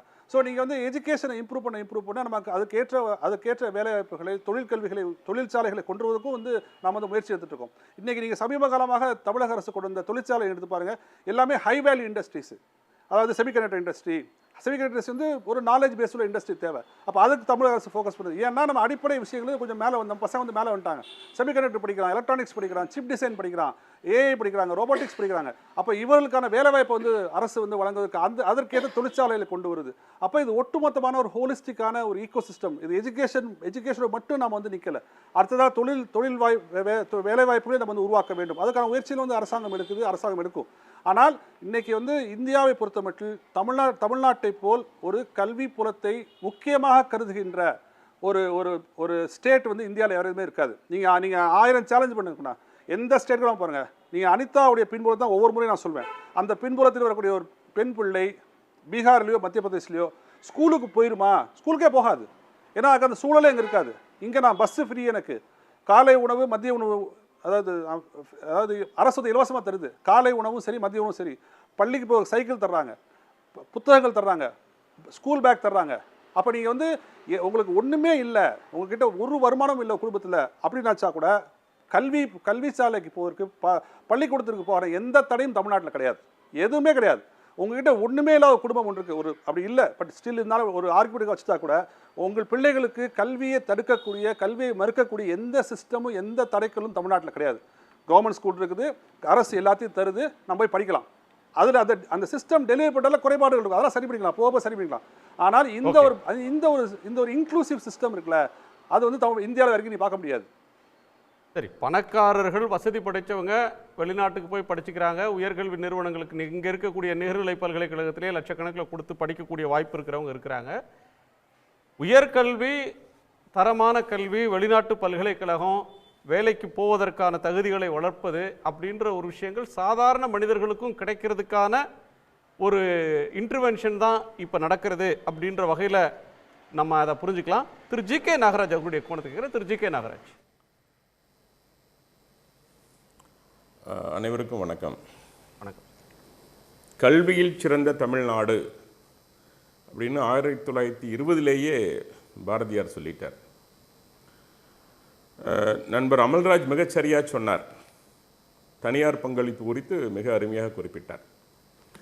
நான் என்னுடைய நினைவுகள், நான் படித்த காலத்தில் சிலவற்றை நான் பகிர்ந்து கொள்ள ஆசைப்படுறேன். பாரதியார் சொன்னார் அப்படின்னா 8 தொகை, 10 பாடல்கள், அகநானூறு, புறநானூறு, குறிஞ்சி, இது மாதிரி குறிஞ்சி பாட்டு, இது மாதிரி பல விஷயங்கள் இருந்தது. நான் படித்த காலத்தில் அன்றைக்கு எப்படி இருந்தது கல்வி அப்படிங்கிறத நான் நினைவுபடுத்த விரும்புகிறேன். அரசு பள்ளி தான் படித்தேன். நாலடியார் அன்னைக்கு சொல்லிக் கொடுக்கப்பட்டது. மதியாதார் முற்றம் மைத்தொருகாற் சென்று மிதியாமை கூடுகிறோம், உண்ணீர் உண்ணீர் என்றே ஊட்டாதார் தம்மனையில் உண்ணாமை கூடுகிறோம். இதெல்லாம் வந்து அன்னைக்கு சொல்லிக் கொடுக்கப்பட்ட அந்த வாழ்வியல் முறையில் இருந்த பாடங்கள். இன்னும் ஆசிரியர் வந்து எப்படி இருப்பார், கையில் பென்சில் வச்சுருப்பார். அந்த லால்லாம் கரெக்டாக சொல்லணும்னு கையில் வச்சு பெனில் குத்துவார். அப்படியெல்லாம் பாடம் சொல்லித்தரப்பட்டது. பாடத்திட்டத்தில் பரீட்சை எழுத வேண்டிய கட்டாயம் இருந்தது. எங்கள் ஆசிரியர் குற்றால குறிஞ்சி சொல்லித் தருவார். பொங்கு கணங்குலை மண்டிய கெண்டை புரண்டு புரண்டாட குழல் மங்குளில் வண்டு களைந்தது கண்டு மதன் சிலை வண்டோட இனி இங்குது கெண்டுல கென்படும் என்படும் என்று இடை திண்டாட மலர் பங்கைய மங்கை வசந்த சௌந்தரி பந்து பயின்றாலே. இதை படிக்கணும், இதுக்கு பொழிப்புரை எழுதணும். ஒவ்வொரு ஜெனரேஷனும் எங்க காலத்து மாதிரி வாத்தியார் இல்ல, எங்க காலத்து மாதிரி சொல்லிக் கொடுக்கக்கூடிய பேராசிரியர்கள் இல்ல அப்படின்னு சொல்றது காலங்காலமா இருக்கு. இப்போ நீங்கள் இப்போ சொல்கிறீங்க, உங்கள் அப்பா உங்கள்கிட்ட சொல்லியிருப்பார், அந்த காலத்தில் எங்களுக்கு சொல்லிக் கொடுத்த வாத்தியாரெலாம் எவ்வளோ கண்டிப்பாக சொல்லிக் கொடுத்தாங்க தெரியுமா, எவ்வளோ பிரமாதமாக சொல்லிக் கொடுத்தாங்க தெரியுமான்னு அவங்க வியக்கிற ஆசிரியர்களை சொல்லுவாங்க. அது கால மாற்றத்தில் சொல்கிறது. ஆனால் புதுசாக வர்ற ஜென்ரேஷனும் ரொம்ப இன்டெலிஜென்ட்டாக இன்ஃபார்ம்டாக வர்றாங்க. அது வேறொரு கோணம். பொலிட்டிக்கலாக சில விஷயங்கள் இல்லை, தமிழ்நாடு கவர்மெண்ட்டோடைய இந்த காலை உணவு வேற எந்த ஸ்டேட்லையும் பண்ணல. காலேஜுக்கு போறாங்க அரசு பள்ளி மாணவர்கள், அதை என்கரேஜ் பண்றதுக்கு தமிழ் புதல்வன் இந்த திட்டங்கள், இது வந்து ஒரு சேஞ்சை ஏற்படுத்தி இருக்கு. இது நிறைவு தருதுன்னு முதலமைச்சர் நேற்று பேசுறார். அதுல உங்க பாயிண்ட் என்ன? இல்லைங்கிற நான் இல்லை, அது திராவிட மாடல் மாயைன்னு சொல்றேன். வீட்டில் சமைக்கிறதுக்கு பணம் இல்லை, சமையல் கட்டுக்கு பணம் இல்லை, வீடு ஒழுகுது. இன்னைக்கு டிவி ரியாலிட்டி ஷோவில் கூட சமீபத்தில் ஒரு டிவியில் வீடு கட்டி கொடுத்தாங்க. அவங்க நடத்துகிற ஷோலேயே அவங்க வந்து அந்த பெண் சொன்னாங்க, நல்லா பாடகி சொன்னாங்க, இது மாதிரி இங்கே வீடு ஒழுகுன்னு சொன்னால் வீடு கட்டி கொடுத்தாங்க. இதெல்லாம் அரசு செய்கிற வேலை அல்ல. 50 ஆண்டு காலம் ஆட்சி செய்த திமுக அரசு இவர்களை மேம்படுத்தி என்ன செய்தது? இன்னும் 1000 ரூபாய் கொடுக்கணும். அந்த 1000 ரூபாய் தான் வீட்டுக்கு சாப்பாட்டுக்கு பயன்படுது அப்படின்னா 50 ஆண்டு காலம் பீகார்ல 10,000 ரூபாய் கொடுக்குறீங்க. பீகார்ல தேர்தல் வர்ற மாநிலத்துல 10,000 ரூபாய் கொடுக்கறதுக்கு பிரதமர் மோடி ஸ்கீம் கொடுக்கிறாரு. மகாராஷ்டிரால நீங்க பணம் கொடுக்குறீங்க. இன்னொரு பக்கத்துல வந்து வீடு ஒழுகுதுன்றீங்க. பிரதமர் வீடு கட்டும் திட்டத்தை இந்தியா முழுக்க நிறுத்திட்டீங்களா? இந்தியால எங்கேயுமே எந்த மாநிலத்திலயும் வீடே கட்டுறது இல்லையா உங்க பிஜேபி அரசாங்கங்கள்? நீங்க பீகாரையும் உத்தரப்பிரதேசத்தையும் கம்பேர் பண்ண முடியாதுங்க. ஏன் உத்தரப்பிரதேசம் நீங்க ஆட்சி பண்ற மாநிலம் தானே? குஜராத் எடுத்துப்போம். குஜராத்ல குடிசையே இல்லையா? இப்பதான் மாற்றங்கள் 20 வருஷம் பிஜேபி ஆள்ற மாநிலத்தை எடுத்துப்போம் சார். இல்ல நான் குஜராத்துக்கே வர்றேன். என்ன பேச விடுங்க. நீங்க அவங்க பேசுறப்ப பாருங்க, நான் தான் பேச விடுங்க. நான் எல்லாத்துக்கும் விளக்க சொல்றேன். எனக்கு ஒரு 10 நிமிஷம் டைம் கொடுங்க. எல்லாரும் இல்ல இந்த பாயிண்ட் ஸ்ட்ரைட்டா சொல்லிருக்கேன். குஜராத்ல பிஜேபி 25 வருஷமா ஆட்சி பண்ணுது சார். 20 வருஷம் பிஜேபி ஆட்சியில அங்க எல்லோருக்கும் வீடு கிடைச்சிருச்சா? அங்க வறுமையை முழுக்க ஒழிச்சிட்டீங்களா? அங்க 100% பள்ளிக்கூடத்துக்கும் காலேஜுக்கும் போறாங்களா? அங்க வந்து எந்த வீடுமே ஒழுகிறது இல்லையா? வீடு கட்டும் திட்டம் பிரதமருடைய ஸ்கீம் இருக்குல்ல, பிரைம் மினிஸ்டர் ஆவாஸ் யோஜனா, அது எக்ஸெப்ட் குஜராத் ஸ்டேட், குஜராத்துக்கு பொருந்தாதுன்னு அறிவிச்சிட்டீங்களா? 50 ஆண்டு காலம் ஆட்சி செய்த திராவிட முன்னேற்ற கழகம் இன்னும் இந்த மக்களை சமையலுக்கு பணம் தர முடியல. 1000 ரூபாய் கொடுத்தா தான் கூட்டணி கட்சி சேர்த்து சொல்றீங்க. 50 ஆண்டுன்னு வச்சா ஏடிஎம்கே வரும். இது திராவிட மாடலுக்கு அழகான்னு கேட்கிறேன் சார். நாங்க குஜராத்தில் எத்தனை ஆண்டு ஆட்சி செய்யறோம், பீகார்ல எவ்வளவு ஆண்டு காலம் ஆட்சி செய்யறோம், அதற்கு முன்னாடி அங்கே ஆட்சி செய்த கட்சிகள் யார்? தமிழ்நாட்டில் திராவிட கட்சிகளுடைய ஆட்சி 75 ஆண்டு காலம் அதற்கு முன்பிருந்தே நடந்து கொண்டிருக்கிறது. அதை நான் வச்சுக்கிங்க. இதே கதையைத்தான் நீங்க திரும்ப திரும்ப பேசிட்டு இருக்கிறீங்க. நான் தான் திரும்ப திரும்ப கேட்கிறேன். நீங்க 75 ஆண்டு காலம் ஆண்ட ஆட்சி, 50 ஆண்டு காலம் ஆண்ட திமுக ஆட்சி இந்த மக்களுக்கு செய்து என்ன? கல்வியில் சிறந்த தமிழ்நாடுன்னு 1920 சொல்லிட்டு போயிட்டார் பாரதியார். இன்னைக்கு நீங்க திரும்ப அதையே சொல்றீங்க அப்படின்னா, இன்றைக்கு ஆங்கிலம் படிப்பதையும் மேல்நாடுகளுக்கு செல்வது மட்டும்தான் நீங்க வந்து ஒரு பெருமையாக பேசுகின்ற விஷயம் அப்படின்னா, வாழ்வியல் முறை என்னானதுனால தான் வரேன். வாழ்வியல் முறை பிஜேபி தலைவருடைய பிள்ளைகள் வெளிநாட்டுல போய் படிக்கலையா சார்? ஜெய்சங்கரோட மந்திரி ஜெய்சங்கர் குழந்தைங்க அங்கதான் படிக்கிறாங்க. பியூஷ் கோயல் வேண்டாம்னு சொல்றேன். குழந்தைங்க அங்கதான் படிக்க வேண்டாம்னு சொல்றேன். சரி சார், நீங்க நான் உதாரணத்துக்கு கேக்குறேன். என்னுடைய மகன்கள் நேஷனல் ஓவர்சீஸ் சார், என்னுடைய மகன்கள் இருவரும் திரு நாகராஜ், நேஷனல் ஓவர்சீஸ் ஸ்காலர்ஷிப்னு ரெண்டு ஸ்காலர்ஷிப் சார். ஒன்னு வெளிநாட்டுல போய் படிக்கிறதுக்கு இருந்த ஸ்காலர்ஷிப் ஒன்றிய அரசு கொடுத்தது. அதுல இந்த வருஷம் மொத்தமா கொடுத்ததே 106 பேருக்கு செலக்ட் பண்ணி 40 பேருக்கு தான் கொடுத்துருக்காங்க. குறைச்சிக்கிட்டே வர்றாங்க. சிறுபான்மை மக்களுக்கு கொடுத்துட்டு இருந்த மெரிட் கம் மீன் ஸ்காலர்ஷிப் அதையும் இந்த அரசு வந்த பிறகு நிறுத்திட்டாங்க. ஒரு மாநில அரசு ஃபாரினுக்கு அனுப்பி அடித்தட்டு மக்களை அனுப்புறது அப்படின்றது ஒரு பெரிய விஷயம் இல்லையா சார்? சார், முதல்ல தமிழ்நாட்டில் இந்த அரசு தொகுப்பூதியம் வழங்கட்டும் சார், சம்பளம் கொடுக்கட்டும் சார். வாதியார்களுக்கு, பணி செய்கிற தூய்மை பணியாளர்களுக்கு சம்பளம் கொடுக்கட்டும் சார். அப்புறம் 1000 ரூபாய் கொடுக்கட்டும் மாணவர்களுக்கு. சுப்ரீம் கோர்ட்டே ஒரு குட்டி வச்சிருக்கேன். முதல்ல சம்பளம் கொடுத்து பழகுங்க. ஆசிரியர்கள் சொல்லித்தர ஆசிரியர்களுக்கு வசதிகளை செய்து கொடுங்க. மரத்தடியில் நடக்கிற பாடங்களை நல்ல கட்டிடத்தில் கட்டி கொடுங்க சார். இதை முதல்ல திராவிட அரசை செய்ய சொல்லுங்க. தயவு செய்து மேடையில் இந்த நாடகம் எல்லாம் வேண்டாம் சார். இல்ல, ரியாலிட்டி இல்ல. நீங்க நடத்துறது ரியாலிட்டி ஷோ தான். திமுக நடத்துறது ரியாலிட்டி ஷோ. நேற்று முதலமைச்சர் பண்ணிய ஷோங்கிறது உண்மைக்கும் அதுக்கும் எந்த விதமான சம்மதமும் இல்லை. உண்மைக்கு அற்றது. 1000 பள்ளிகள் இருக்கு. தொடக்கப்பள்ளி, நடுநிலைப்பள்ளின்னு எந்த ஊர்ல மரத்தடியில இன்னைக்கு ஸ்கூல் இருக்கு சொல்லுங்க? 60கள்ல இருந்தது, 70ல இருந்தது, 80ல இருந்தது. பள்ளிக்கல்வித்துறை அமைச்சருடைய மாவட்டத்துல பள்ளிக்கல்வித்துறை அமைச்சருடைய மாவட்டத்துல கட்டடம் கட்டிட்டு இருக்காங்க, அதனால பசங்களை உட்கார வச்சிருக்கோம் நாங்க. அது ஒரு பினாமினாவா? அது நம்ம ஒரு உதாரணத்தை சொல்றோம். எங்க பார்த்தாலும் அது தெரியணும். ஒரு 100 ஸ்கூல் இருக்குன்னா அதுல 10 பள்ளிக்கூடத்துல பசங்க வந்து மரத்தடியில் உட்கார்ந்து படிக்கிறாங்க அப்படின்னு சொன்னா அது வந்து ஒரு ட்ரெண்ட், ஒரு போக்கு. அதை நம்ம கவனப்படுத்தணும், அதை அரசு செய்யணும். அரிதா ஏதேனும் ஒரு இடம் இருந்தா அது நீங்களே கூட அம்பலப்படுத்தலாம், அரசின் கவனத்தை கொண்டு போகலாம். அந்த ஸ்டேஜ்லாம் தமிழ்நாடு தாண்டிடுச்சே சார். பொதுமைப்படுத்துறது சரியா சார்? கடந்த ஆண்டுக்கு முன்பு 34,000 மாணவர்கள் பரீட்சை எழுதற்கே வரல தமிழ் பாடத்தில். கடந்த ஆண்டு 47,000 மாணவர்கள் 10ஆம் வகுப்பில் பொது தேர்வில் தோல்வி அடைந்திருக்கிறார்கள். அது மட்டும் இல்லை, நான் ஒரே ஒரு புள்ளி விவரம் கொடுக்குறேன். 2023-24 முதல் வகுப்பில் அரசு பள்ளியில் சேர்ந்த மாணவர்களுடைய எண்ணிக்கை 42.23%. 2024 மார்ச்சுக்கு அப்புறம் 37.72% அரசு பள்ளிகளில் மாணவர்களுடைய சேர்க்கை குறைந்து கொண்டிருக்கிறது. ஒன்று. ரெண்டாவது, 37,595 அரசு பள்ளிகளில் மாணவருடைய சேர்க்கை 2.39 லட்சம். ஆனால் 12,926 தனியார் பள்ளிகளில் மாணவர் சேர்க்கை 3.7 லட்சம்.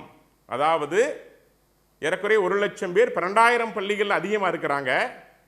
பெற்றோர்கள் தரமான கல்வியை தன் குழந்தைகளுக்கு கொடுப்பதற்காக இன்னைக்கு காலேஜ் ஃபீஸ் விட ஸ்கூல் ஃபீஸ் அதிகம் சார் தனியார் பள்ளிகளை கொடுக்க தயாராக இருக்கிறாங்க. தங்களுடைய வாழ்க்கையை, தங்கள் உழைப்பை, தங்கள் குழந்தைகளுக்காக, தரமான கல்விக்காக தங்களுடைய இளமையை துளைத்துக் கொண்டு அரசு செய்ய முடியாத வேலையை தனியார் செய்கின்ற காரணத்தால் அவர்கள் தங்கள் குழந்தையை தனியார் பள்ளிக்கு அனுப்பி கொண்டிருக்கிறார்கள். அந்த லட்ச ரூபாய் பக்கத்துல நான் உங்களுக்கு சேலஞ்ச் பண்ணியே சொல்ல முடியும். நீங்க சொல்ற எந்த நகரத்திலையும் 1 லட்சம் ரூபாய் ஃபீஸ் வாங்குற எந்த பள்ளிக்கூடத்துக்கு 2 கிலோமீட்டர் இடைவெளியில ஒரு அரசாங்க பள்ளி இருக்கும். Corporation school. அது கார்பரேஷன் ஸ்கூல் சொன்னா தப்பா போகுது, ஒரு தாழ்வு மனப்பான்மை வருதுன்னு தமிழ்நாட்டில் இப்ப சென்னை ஸ்கூல்ஸ்னு மாத்திட்டாங்க. சென்னை ஸ்கூல் நுங்கம்பாக்கம், சென்னை ஸ்கூல் சென்னாய் நகர்னு மாத்திட்டாங்க.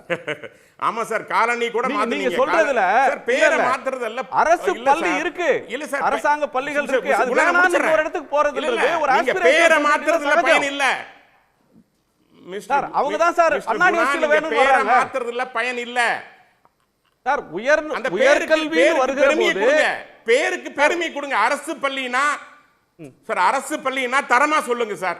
அரசு பள்ளியில் தரம் இருந்தா ஏன் போக மாட்டாங்க? அரசு பள்ளியில பெருமைப்பட மாட்டாங்களா? பொதுமைப்படுத்தாதீங்க சார். அரசு பள்ளிகள்ல தரமாக இல்லைன்னா இத்தனாயிரம் பேர் அரசு பள்ளியில இருந்து அண்ணா யூனிவர்சிட்டிக்கு வந்து சேர்றாங்க. அவங்க என்ன தரம் இல்லாமலாம் வந்து அண்ணா யூனிவர்சிட்டில சேர்றாங்க? அரசு பள்ளியில இருந்து மெடிக்கல் காலேஜுக்கு போறாங்க, நேஷனல் யூனிவர்சிட்டி போறாங்க, ஐஐடி போறாங்க, ஐஐஎம் போறாங்க, எல்லாத்துக்கும் தான் சார் போறாங்க. நீங்க அந்த மொத்த அம்சங்களையும் அப்படியே கழிச்சு கட்டிட்டு அரசாங்க பள்ளிகள் இருந்து யாருமே வரல அப்படிங்கறது மாதிரி நான் சொல்ல வரேன். திரு சூர்யாவுடைய கருத்தை கேட்டு வரேன். நீங்க அதற்கு பிறகு உங்களுடைய பதில சொல்லுங்க. நான் அதான் ஒரு முடிச்சறேன். எனக்கு ஒரு 5 நிமிஷம், இன்னும் 2 நிமிஷம் டைம் கொடுங்க. நான் அதான் முன்னாடி சொல்ல வந்தேன். சூர்யா பேசின பிறகு நீங்க நாங்கள் படித்த காலம். ஒரு செகண்ட் சூர்யா. இல்ல, அடிப்படையில் நேற்று நடந்த இந்த கல்வி திருவிழா அப்படிங்கிறது ஒரு 4 ஆண்டு காலம் திராவிட முன்னேற்ற கழக அரசு என்ன செஞ்சது?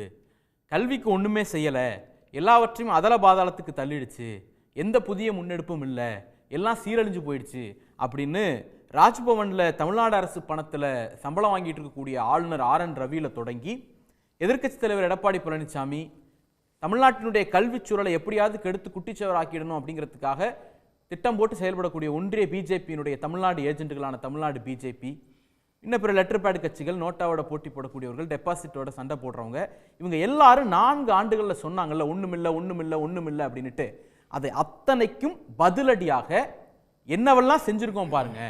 விளிம்பு நிலையில வசதியற்ற வாய்ப்பற்ற ஏழை எளிய குழந்தைகள் எவ்வளவு பெரிய உயரங்களை எட்டி பிடித்திருக்கிறார்கள் இந்த 4 ஆண்டுகள் வகுத்த திட்டங்களால் அப்படிங்கிறத நேற்று ஒரு லைவ் டெமான்ஸ்ட்ரேஷன் தான் தமிழ்நாட்டு முதலமைச்சர் அங்கே நிகழ்த்தி காட்டினது. இது ஒன்று. இன்னொன்று, இவங்க பேசும்போது மீண்டும் மீண்டும் சொல்றாங்க அரசு பள்ளிகளில் தரம் இல்லை, அரசு பள்ளிகளில் தரம் இல்லை அப்படிங்கிறாங்க. அதுக்கு முதல்ல ஏதாவது டேட்டா கொடுக்கணும். அப்படி எந்த டேட்டாவும் கிடையாது. தனியார் பள்ளி மாணவர்களில் பாஸ் பர்சன்டேஜ் எவ்வளோ இருக்கு அதே அளவுக்கு அரசு பள்ளி மாணவர்களும் பாஸ் பர்சன்டேஜ் இருக்கு. தனியார் பள்ளி மாணவர்கள் எவ்வளவு வந்து கட் ஆஃப் எடுக்கிறாங்களோ அதே அளவுக்கு அரசு பள்ளி மாணவர்களும் கட் ஆஃப் எடுக்கிறாங்க. தனியார் பள்ளி மாணவர்கள் எவ்வளவு உயர்கல்வித்துறைக்கு போறாங்களோ அதே அளவுக்கு அரசு பள்ளி மாணவர்களும் உயர்கல்விக்கு போறாங்க. தனியார் பள்ளி மாணவர்கள் எவ்வளவு வேலை வாய்ப்பு பெறுகிறார்களோ அதே அளவுக்கு அரசு பள்ளி மாணவர்களும் வேலை வாய்ப்பு பெறுகிறார்கள். அதை தாண்டி ஒரு பேரண்ட் தன்னுடைய குழந்தைக்கு பிரைவேட் ஸ்கூலை தேர்ந்தெடுக்கிறதுங்கிறது அவர்கிட்ட வசதி இருக்குதுங்கிற ஒரு காரணத்தை தாண்டி வேற காரணம் இருக்க வாய்ப்பு இல்லை. உதாரணத்துக்கு எனக்கே எடுத்துக்கிட்டீங்கன்னா, ஒரு 6, 7, 8வது 3 வருஷம் அரசு உதவி பெறும் பள்ளியில் படித்தேன். வீட்டோட ஏழ்மை சூழல் முடிச்ச உடனே 9ஆம் வகுப்பு கொண்டு போய் பக்கத்தில் இருக்கக்கூடிய ஒரு தனியார் பள்ளியில் சேர்த்தாங்க. அதனால அது வந்து குவாலிட்டி ரிலேட்டடானது கிடையாது, ஒரு குடும்பத்தினுடைய அஃபோர்டபிலிட்டி, அது அந்த கல்வியை கன்சியூம் பண்றதுக்கான பணம் இருக்கா இல்லையாங்கிறது மட்டும்தான். இதை தாண்டி இவ்வளவு பேலன்ஸ் இருக்கக்கூடிய இடத்துல அரசு பள்ளினா தரம் இல்லை, அரசு பள்ளினா தரம் இல்லை அப்படிங்கிறது என்ன தெரியுமா?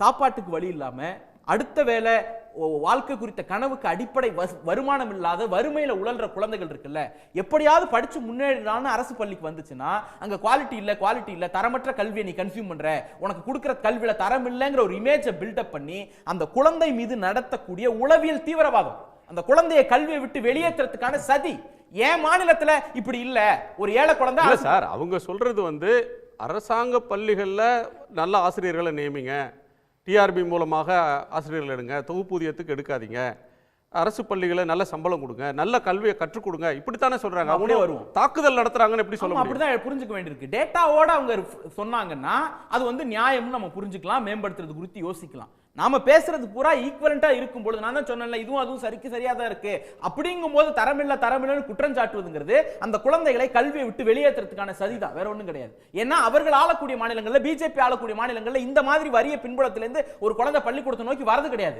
நீங்க மட்டும் எப்படி வரீங்க, நாங்க இவ்வளவு நெருக்கடி கொடுத்த பிறகு நீங்க மட்டும் எப்படி வரீங்க அப்படிங்கிற அந்த காழ்ப்புணர்ச்சியின் வெளிப்பாடு தான் இந்த குரல்கள் எல்லாம். இன்னொன்னு ஊதியம் பத்தி பேசுறாங்க.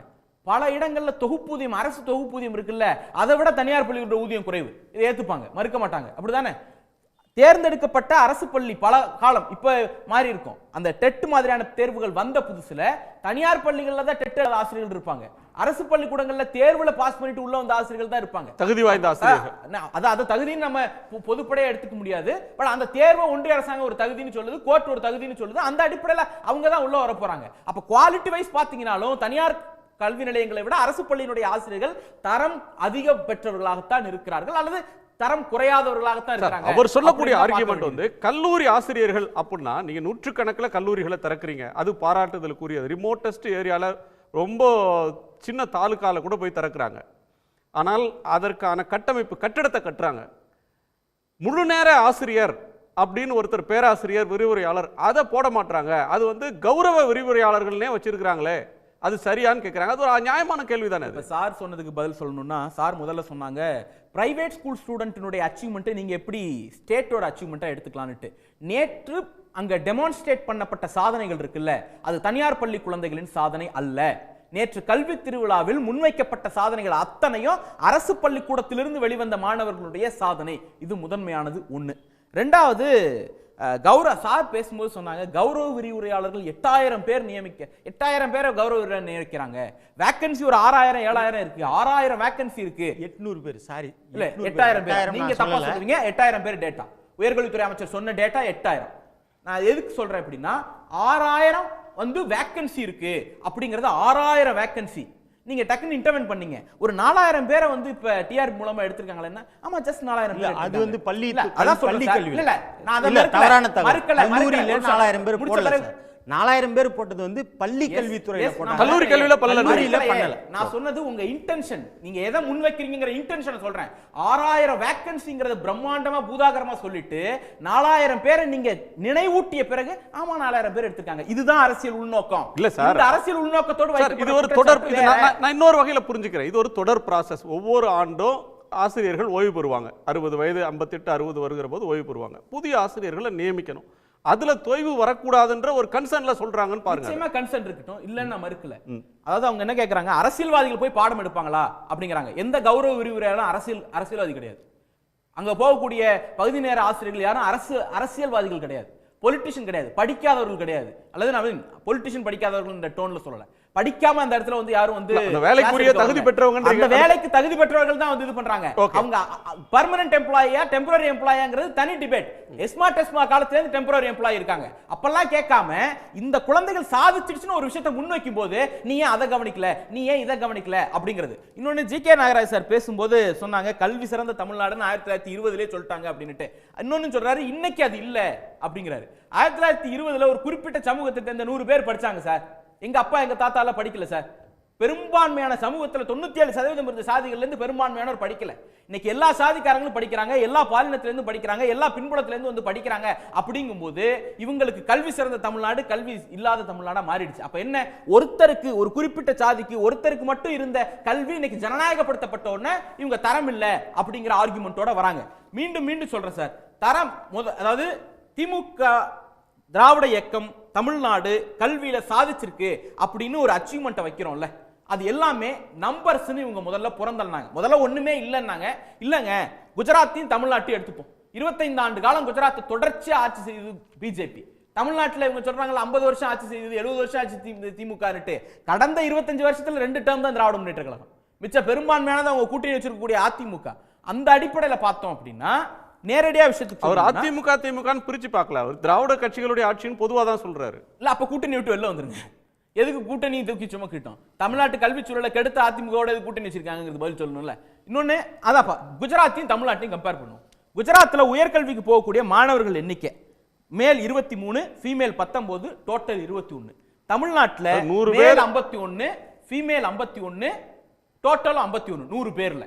இதே இடத்துல எஸ்சி எஸ்டி எடுத்துக்கிட்டீங்கன்னா குஜராத்தில் 27 பேர் தான் டோட்டல் போறாங்க, தமிழ்நாட்டில் 40 பேர். +2 முடிக்கிறவங்க, +2 முடிச்சுட்டு காலேஜ் போறாங்க. எஸ்டில குஜராத்ல 16 பேர் தான் கல்லூரிக்குள்ள நுழைறாங்க 100ல, தமிழ்நாட்டில் 40 பேர் நுழைறாங்க. இது ரெண்டு விஷயத்தை கவனிக்கணும். இந்தியாவிலேயே அதிகமான மாணவர்களை பள்ளி கல்வியிலிருந்து உயர்கல்விக்கு அனுப்புறது தமிழ்நாடு. அது மட்டும் கிடையாது, ஆண்களுக்கு நிகராக பெண்களையும் ஆண்களை விட அதிகமாக பெண்களையும் உயர்கல்விக்கு அனுப்புவது தமிழ்நாடு. ஏறக்குறைய ஆவரேஜுக்கு ஈக்குவலா தலித்களும் பழங்குடியினரும் உயர்கல்விக்கு போற ஒரே மாநிலம் தமிழ்நாடு அப்படிங்கிற அச்சீவ்மெண்ட் நிகழ்த்திருக்கோம். எண்ணிக்கையில மட்டும் சாதிக்கல, அந்த எண்ணிக்கையை ஜனநாயகப்படுத்திருக்கோம். எல்லா பின்புலத்திலிருந்து வரக்கூடியவங்களும் உயர்கல்விக்கு போக முடியும் நிரூபிச்சு காட்டியிருக்கோம். இன்னொன்னு, நேற்றைக்கு பேசுகிற போது எடப்பாடி பழனிசாமி அவர்கள் 2 முக்கியமான குற்றச்சாட்டை வைக்கிறார். ஒன்னு என்ன சொல்றாரு, ஒரு இடைவேளைக்கு பிறகு நீங்க சொல்லுங்க. ஒரு மக்களுடைய கருத்தை கேட்டுட்டு அதன் பிறகு உங்களுடைய கருத்தை கேட்கிறேன். ஒரு 2 போல் மக்கள்கிட்ட கேள்வியை முன் வச்சிருந்தோம். ஒன்று, அது அடுத்தடுத்து அப்படியே ரிசல்ட்டையும் பார்க்கலாம்.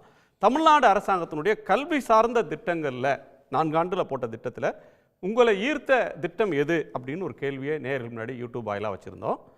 அதுக்கு காலை உணவு திட்டம் தான் அப்படின்னு சொல்லி 67% பேர், புதுமை பெண் தமிழ் புதல்வன் அப்படின்னு 17% பேர், நான் முதல்வன் என்னை ஈர்த்த திட்டம்னு 11% பேர், வெளிநாட்டு கல்விக்கு விளிம்பு நிலை மக்களை அனுப்புறது என்னை ஈர்த்ததுன்னு 5% பேர் கருத்து சொல்லியிருக்காங்க. இன்னொரு இதில் ப்ரிடாமினண்ட்டாக இருக்கிறது காலை உணவு திட்டம் தான். 67% பேர், மிக அதிகமான கேப் இருக்குது ஃபர்ஸ்ட்டுக்கும் செகண்டுக்கும். ரைட். அடுத்தது இன்னொரு கேள்வியை மக்கள்கிட்ட வச்சுருந்தோம். கல்வியை பறித்து கொள்வதற்கான வேலையை சிஸ்டமிக்காக ஒன்றிய அரசு செய்து தமிழ்நாடு அதை எதிர்கொண்டு கொண்டிருக்கிறது. இதை எப்படி எதிர்கொள்ளணும் அப்படின்னு சிஸ்டத்துக்கு உள்ளே இருந்தே 4 வருஷமாக இந்த முயற்சிகளை செய்கிறாங்க அப்படின்னு இயக்குனர் வெற்றிமாறன் பேசினது என்னன்னு கேட்டிருந்தோம். அது ஏற்கத்தக்கது என்று 82% பேரும், அது தவறான புரிதல் என்று 14% பேரும், கருத்து இல்லை என 4% பேரும் கருத்து தெரிவிச்சிருந்தாங்க. அந்த நேயர்களுக்கு நன்றி. நான் நிறைவு பார்வை கேட்கிறேன். திரு சுந்தரராஜன். அதாவது சூர்யா சொன்னதுலேருந்தே முடிச்சதுலேருந்தே நான் துவங்க நினைக்கிறேன். அவங்களுக்கு என்னடா தமிழ்நாட்டில் எல்லாரும் படிக்கிறாங்களே, ஒரு குறிப்பிட்ட சமூகம் தானே இவங்க இந்த மாதிரி சொல்லக்கூடிய ஒரு குற்றச்சாட்டை பார்த்தீங்கன்னா மெக்காலே கல்வி முறையே மோசமானதுன்னு சொல்லுவாங்க. மெக்காலே கல்வி முறை சொல்லி தருகிற கண்டென்ட்டில் நம்ம டிபேட் பண்ணலாம். ஆனால் அந்த கல்வி முறை தான் குருகுல கல்வியாக அந்த கல்வி முறையை ஜனநாயகப்படுத்துச்சு. எஜுகேஷன் டெமோக்ரட்டைஸ் பண்ணது அந்த கல்வி முறை தான். பள்ளி கிளாஸ் ரூம், பள்ளிக்கூடம், குருகுலம் கிடையாதுப்பா, அது பள்ளிக்கூடம், யாருனாலும் போய் படிக்கலாங்கிற முறையை கொண்டு மெக்காலே கல்வி முறை வந்ததுக்கு தான். ஸோ இவங்க தொடர்ச்சியாக வைக்கிற குற்றச்சாட்டுகளை பார்த்தோம்னா தரம் இல்லை, நீங்கள் குவாலிட்டி எஜுகேஷன் இல்லை, ப்ரைவேட் ஸ்கூலு, கௌரவ விரிவுரையாளர்கள், இதை சொல்லிட்டே இருப்பாங்க. ஆனால் எங்கள் பசங்கள்லாம் உங்களை புறந்தள்ளிட்டு படிச்சுட்டு போயிட்டே இருக்காங்க. இன்றைக்கி உலகத்தில் இருக்கின்ற பல்வேறு நிறுவனங்களை டாப்பாக யார் வர்றான்னா தமிழ்நாட்டில் பயின்று தமிழ்நாட்டில் கல்விப்புலத்தில் சாதித்து வெளிநாடு போனவங்க தான் இருக்காங்க. இது ஒவ்வொரு கட்டத்திலையும் அவங்க ப்ரூவ் பண்ணிருக்கோம்.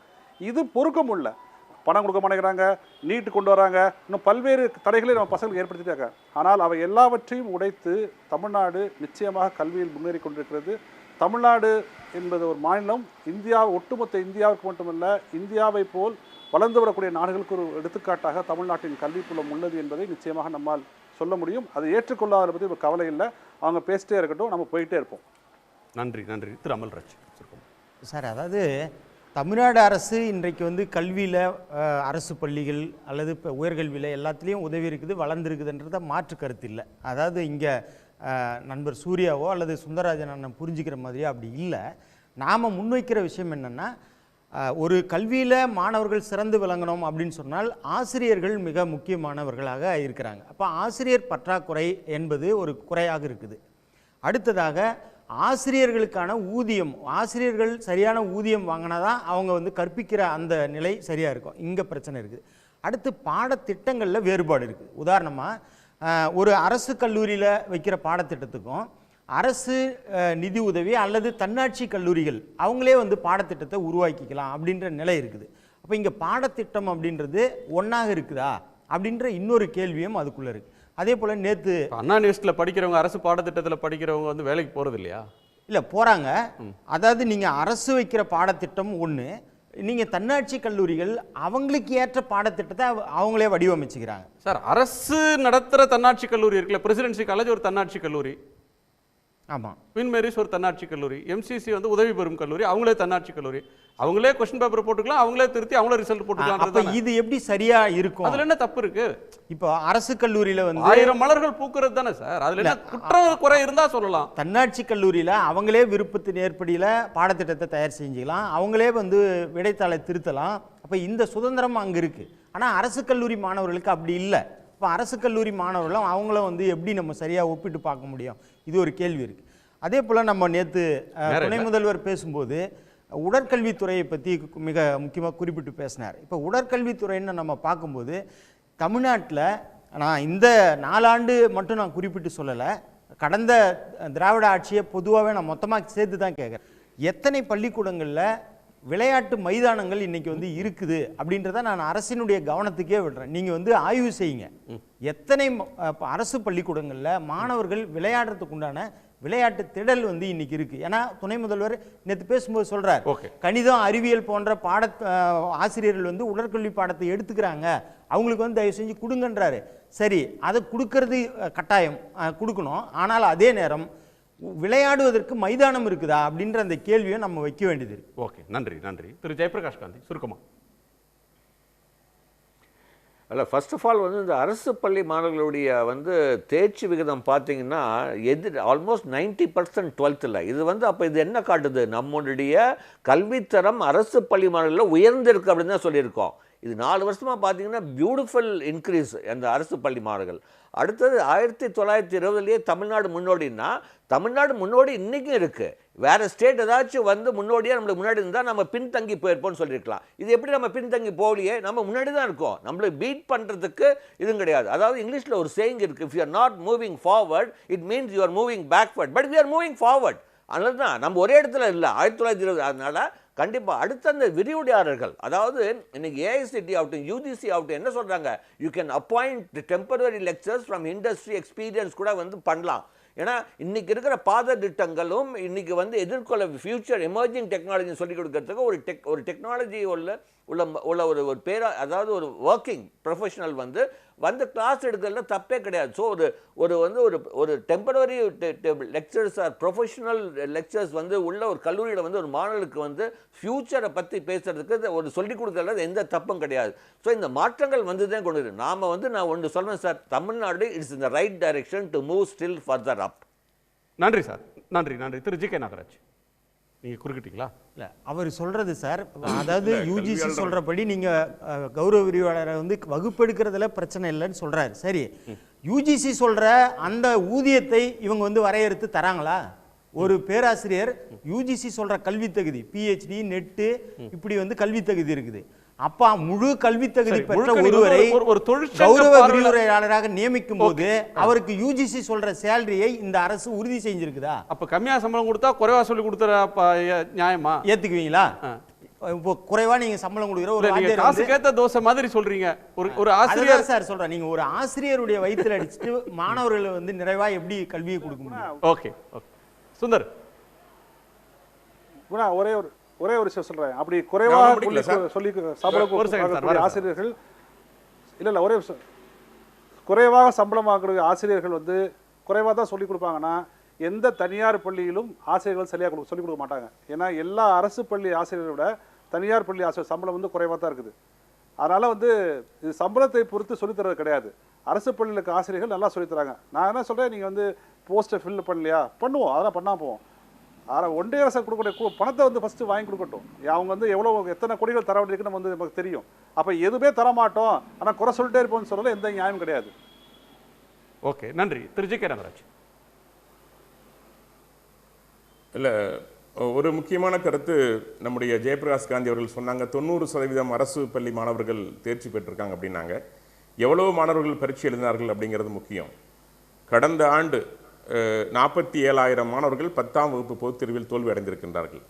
அதற்கு முன்னாடி 34,000 மாணவர்கள் பரீட்சைக்கே பள்ளிக்கூடத்துக்கே வரல. இதெல்லாம் நிலை. மொத்தம் இருக்கின்ற பள்ளிகள் எவ்வளோன்னு பார்த்தீங்கன்னா 37,595. அதில் படிக்கின்ற மாணவர்கள் எண்ணிக்கையை ஏற்கனவே சொன்னேன், 2.39 லட்சம் தான். ஆனால் தனியார் கல்விகளில் இன்னைக்கு இருக்கின்ற பள்ளிகள் ஆகட்டும் எண்ணிக்கையும் பல மடங்கு. அதுக்கு காரணம் கேட்டினா கல்வி இங்கு தனியார் மயம் ஆகிவிட்டது மட்டுமல்ல, வியாபார மயம் ஆகிவிட்டது. அதுதான் முதல் பாயிண்டாக நான் வைக்க விரும்புகிறேன். திராவிட ஆட்சியில் தனியார் ஏற்பட்ட அந்த வளர்ச்சியை தன்னுடைய வளர்ச்சியாக காட்டிக்கொள்கிறது அப்படிங்கிறதுல எந்த மாற்று கருத்தும் இல்லை. ஒன்று. ரெண்டாவது, தொடர்ச்சியாக இவங்க சொல்கிற விஷயங்கள் யூபியோட பீகாரோட கம்பேர் பண்ணுறாங்க. நீங்கள் தமிழ்நாட்டை, கல்வியில் சிறந்த தமிழ்நாட்டை, 100 வருஷத்துக்கு முன்னாடி சிறந்த தமிழ்நாட்டை நீங்கள் கம்பேர் பண்ணவே முடியாது. நான் குஜராத்தில் இருந்திருக்கிறேன், யூபியில் இருந்திருக்கிறேன். அங்கிருந்த கல்வி முறை வேற, சிஸ்டம் வேற. இன்னைக்கு அவர்கள் தடுமாறி கடந்த 25 ஆண்டுகளாக குஜராத்லையும் சரி அல்லது யூபியில் 10 ஆண்டுகளாக அரசு முயற்சி பாரதியார் பாடின பிறகு இல்ல 41-51 சென்சஸ்ல சுதந்திரம் வாங்கினப்ப இந்தியாவில் எவ்வளவு பேர் படிச்சாங்க அப்படின்னு எடுத்தா தமிழ்நாட்டில் படிச்சவங்க எண்ணிக்கை 10-15%. 85% பேருக்கு அன்னைக்கு படிப்பு கிடைக்கல. படிச்சவங்களும் பெரும்பாலானவங்க குருகுல கல்வியில் படிச்சவங்க. அப்போ வந்து public school open for all அப்படின்ற ஒன்றுலாம் அந்த நாட்களில் வரல. இன்னைக்கு நம்ம எவ்வளவு தூரம் முன்னேறி இருக்கிறோம். இல்லை, அதைத்தான் நான் முதல்லயே சொன்னேன். நான் படித்த காலத்தில் அன்னைக்கு திமுக வனவாசத்தில் இருந்தாங்க. எம்ஜிஆர் ஆட்சி காலத்தில் பள்ளிக்கூடத்தில் பரீட்சை முறை இருந்தது. படித்ததை எழுத வேண்டும், மார்க் பெற வேண்டும், அப்பதான் வெற்றி பெறும் என்ற நிலை இருந்தது. அதை மாற்றி அமைத்து இன்னைக்கு கல்வியை வியாபாரமாக்கியது, கல்வியை வெளி போகப் பொருளாக மாற்றியது, கல்வியை வெற்றும் பொருளாதாரத்தினுடைய வரவாக மட்டும் பார்த்தது, வாழ்வியல் முறையை ஒழித்து கட்டியது. இந்த பெருமையெல்லாம் திமுகவை சேரும். ஏன்னா தமிழை ஏன் ஒழித்தார்கள்? தமிழ் இலக்கியங்கள் ஆன்மீகம் இருந்தது, ஆன்மீகத்தை அவர்கள் ஏற்றுக்கொள்ளவில்லை, அதனால் தமிழ் இலக்கியங்கள் ஒழிக்கப்பட்டது. யாரும் ஒழிக்கல சார். இலக்கியத்துல PhD பண்றவங்க நிறைய பேர் இருந்துட்டு இருக்காங்க சார். பல்கலைக்கழகம் பக்கம் போய் பாருங்க, தமிழ் துறையில எவ்வளவு இலக்கியங்களை ஆய்வு பண்ணிட்டு இருக்காங்க, ஆராய்ச்சி பண்றாங்கன்னு பாருங்க. இப்ப பேசிட்டு இருக்கிற அமல்ராஜே ஒரு தமிழ் இலக்கிய பேராசிரியர் தான். என்ன நடந்ததுன்னு பார்த்தேன் இல்லையா? இல்ல மகாவிஷ்ணு தமிழ் இலக்கியம் பேசிய மகாவிஷ்ணுக்கு என்ன நடந்தது? மகாவிஷ்ணு தமிழ் இலக்கியம் பேசுனதுனால சொல்லல, ஒரு மாற்றுத்திறனாளியை பிறப்ப குற்றப்படுத்துறதுனால தான் வெளியேற்றப்பட்டார். எந்த இலக்கியத்துல மகாவிஷ்ணு பேசுனேன்? அது வேற. சூர்யா, அவங்க நிறைவு பார்வை. இல்ல, அவர் பேசின விஷயங்கள் என்ன? தர்மம் குறித்து என்ன பேசினாரு? கண்ணு தெரியலனா பிறகு பலன் சொன்னாரு. அதை எப்படி சார் அலோவ் பண்ணுவீங்க? அதுதான் பாஜகவோட கருத்து. ஒரு மாற்றுத்திறனாளியை வாழ்வியலை பூத்த மறுக்கிறீங்க. ஏன்னா தமிழ் இலக்கியம் ஆன்மீகம் கலந்தது. அதான் பிரச்சனை உங்களுக்கு. புராணம் சொன்னாலும் எதிர்ப்போம், இதிகாசம் சொன்னாலும் கடவுள் எதிர்ப்பார்கள். தமிழை போதிக்க தயாராக இல்லை, தமிழை சொல்லித்தர தயாராக இல்லை. ஏனென்றால் அது இலக்கியம் ஆன்மீகம் கலந்தது. ஆன்மீகம் கலந்த தமிழை நீங்கள் சொல்லித்தர தயாரா இல்லை. இதுதான் உண்மை சார். தமிழ கட்டாயமா ஒருத்தர் படிக்கணும்னு சட்டம் போட்டா அதுக்கு எதிராக கேஸ் போடுறீங்க. ஏற்றுக்கொள்ள தயாராக இல்லை சார். சொல்லுது பக்தி இலக்கியம் இல்லாம தமிழ் இலக்கியமே எந்த கல்லூரியிலயும் நடத்துறதே இல்லை. எல்லா கல்லூரியிலும் தான் எல்லா கல்லூரியிலும் பக்தி இலக்கியம்னு ஒரு சாப்டர் இருக்குது. அதுல இங்க இருக்கிற தேவாரம், திருவாசகம், 4000 திவ்ய பிரபந்தம் இதுதான் நடத்தப்படுது. அதெல்லாம் இல்லன்னு சொல்றாரு. அதெல்லாம் வந்து தவறான கருத்து. நீங்க போய் கல்லூரியில பாருங்க, அதெல்லாம் தவறான கருத்து. சொல்லல, இல்லன்னு சொல்ல சார். நீங்க வளர்த்தலன்னு சொல்றேன், சரியா சொல்லி தரலன்றீங்களா? சொல்றேன், அதை போற்றவில்லை சொல்றேன். அது வந்து தவறான கருத்து. இது தவறான கருத்து. நீங்கள் ஆங்கிலத்தை முன்னிலைப்படுத்துறீங்க, பிரெஞ்சு முன்னிலைப்படுத்துறீங்க, ஜப்பான் மொழி முன்னிலைப்படுத்துறீங்க. இல்ல நீங்க ஆங்கிலத்தை முன்னிலைப்படுத்துறீங்க, தமிழை முன்னிலைப்படுத்தலாம். முன்னிலைப்படுத்துறீங்க சார். ஆங்கிலத்துல முன்னிலைப்படுத்துறது என்ன தப்பு? தமிழை ஆங்கிலத்தை முன்னிலைப்படுத்துவது என்ன தப்பு? ஆங்கிலத்தால தமிழர்கள் முன்னேறி இருக்கிறாங்களா இல்லையா? இன்னைக்கு அமெரிக்கால, ஐரோப்பியால வந்து ஹிந்தி படிச்சிட்டு போனவங்களா தமிழர்களா? தேவைங்கிறேன் சார். தமிழ் முதன்மையான ஒன்று. தமிழை படிச்சுட்டு தமிழ் பற்றோடு தான் ஆங்கிலத்தை படிக்கிறாங்க. யாரும் தமிழை படிக்காம ஆங்கிலம் படிக்கல. ஆங்கிலமே படிக்க கூடாது, அது மேற்கத்திய கலாச்சாரம். நீங்க எதுக்குறீங்க? 47,000 பேர் ஃபெயில் ஆகறாங்கன்னு கேக்குறேன் நான். ஏன் குஜராத்ல குஜராத்தில ஃபெயில் ஆகறாங்க? 1.5 லட்சம் பேர் ஏன் ஹிந்தில ஃபெயில் ஆகறாங்க? உத்தரப்பிரதேசத்துல தமிழ்நாடு படிக்காத பையன் ஃபெயில் ஆகறவங்க எல்லா ஸ்டேட்லயும் இருப்பாங்க சார். ஹிந்தியில எத்தனை லட்சம் பேர் படிச்சா இப்ப ஃபெயில் ஆனாங்க உத்தரப்பிரதேசத்துல? போன மே மாசம் வந்துச்சு ரிசல்ட். வேணா கூகுள் பண்ணி பாருங்க. சாட் ஜிபிடி கேட்டா உடனே சொல்லும். மூச்சுக்கு முன்னூறு முறை பேசுற நீங்க ஏன் தமிழ்ல மாணவர்கள் ஃபெயில் ஆகறாங்க தான் கேள்வி. தமிழ்ல மூச்சுக்கு முன்னூறு முறை பேசுற எந்த மாணவனும் எந்த பாடத்திலும் ஃபெயில் ஆக கூடாதுன்னு சொல்லுங்க.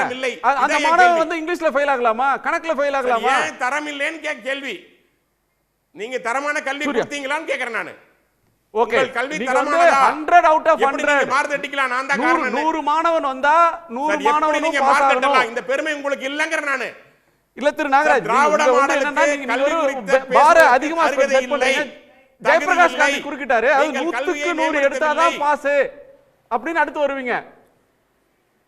நீட்ல வந்து நீட் எக்ஸாம் கொண்டு வந்து 0 மார்க் எடுத்தா எலிஜிபிலிட்டி இல்ல, 0க்கு கம்மியா மைனஸ்ல எடுத்தா கூட எலிஜிபிள் சொல்லி நீங்க வந்து கட் ஆஃப் வச்சிட்டு மாணவர்களுடைய கல்வி தரத்தை நீங்க வேற ஒரு இடத்துல கல்வி தகுதி பத்தி பேசுறீங்க. கல்வியை தனியார்மயமாக்கி இருக்கிறது, கல்வியை வணிகமயமாக்கி இருக்கிறது. நன்றி சார். இதுதான் திமுக செஞ்ச வேலை. எந்த வகையிலும் தமிழை வளர்க்க பிஜேபியோட கொள்கை தனியார் கல்லூரிகள் எல்லாம் மூடிரணும், நிகர்நிலை பல்கலைக்கழகங்கள் எல்லாம் மூடிரணும்ன்றதா?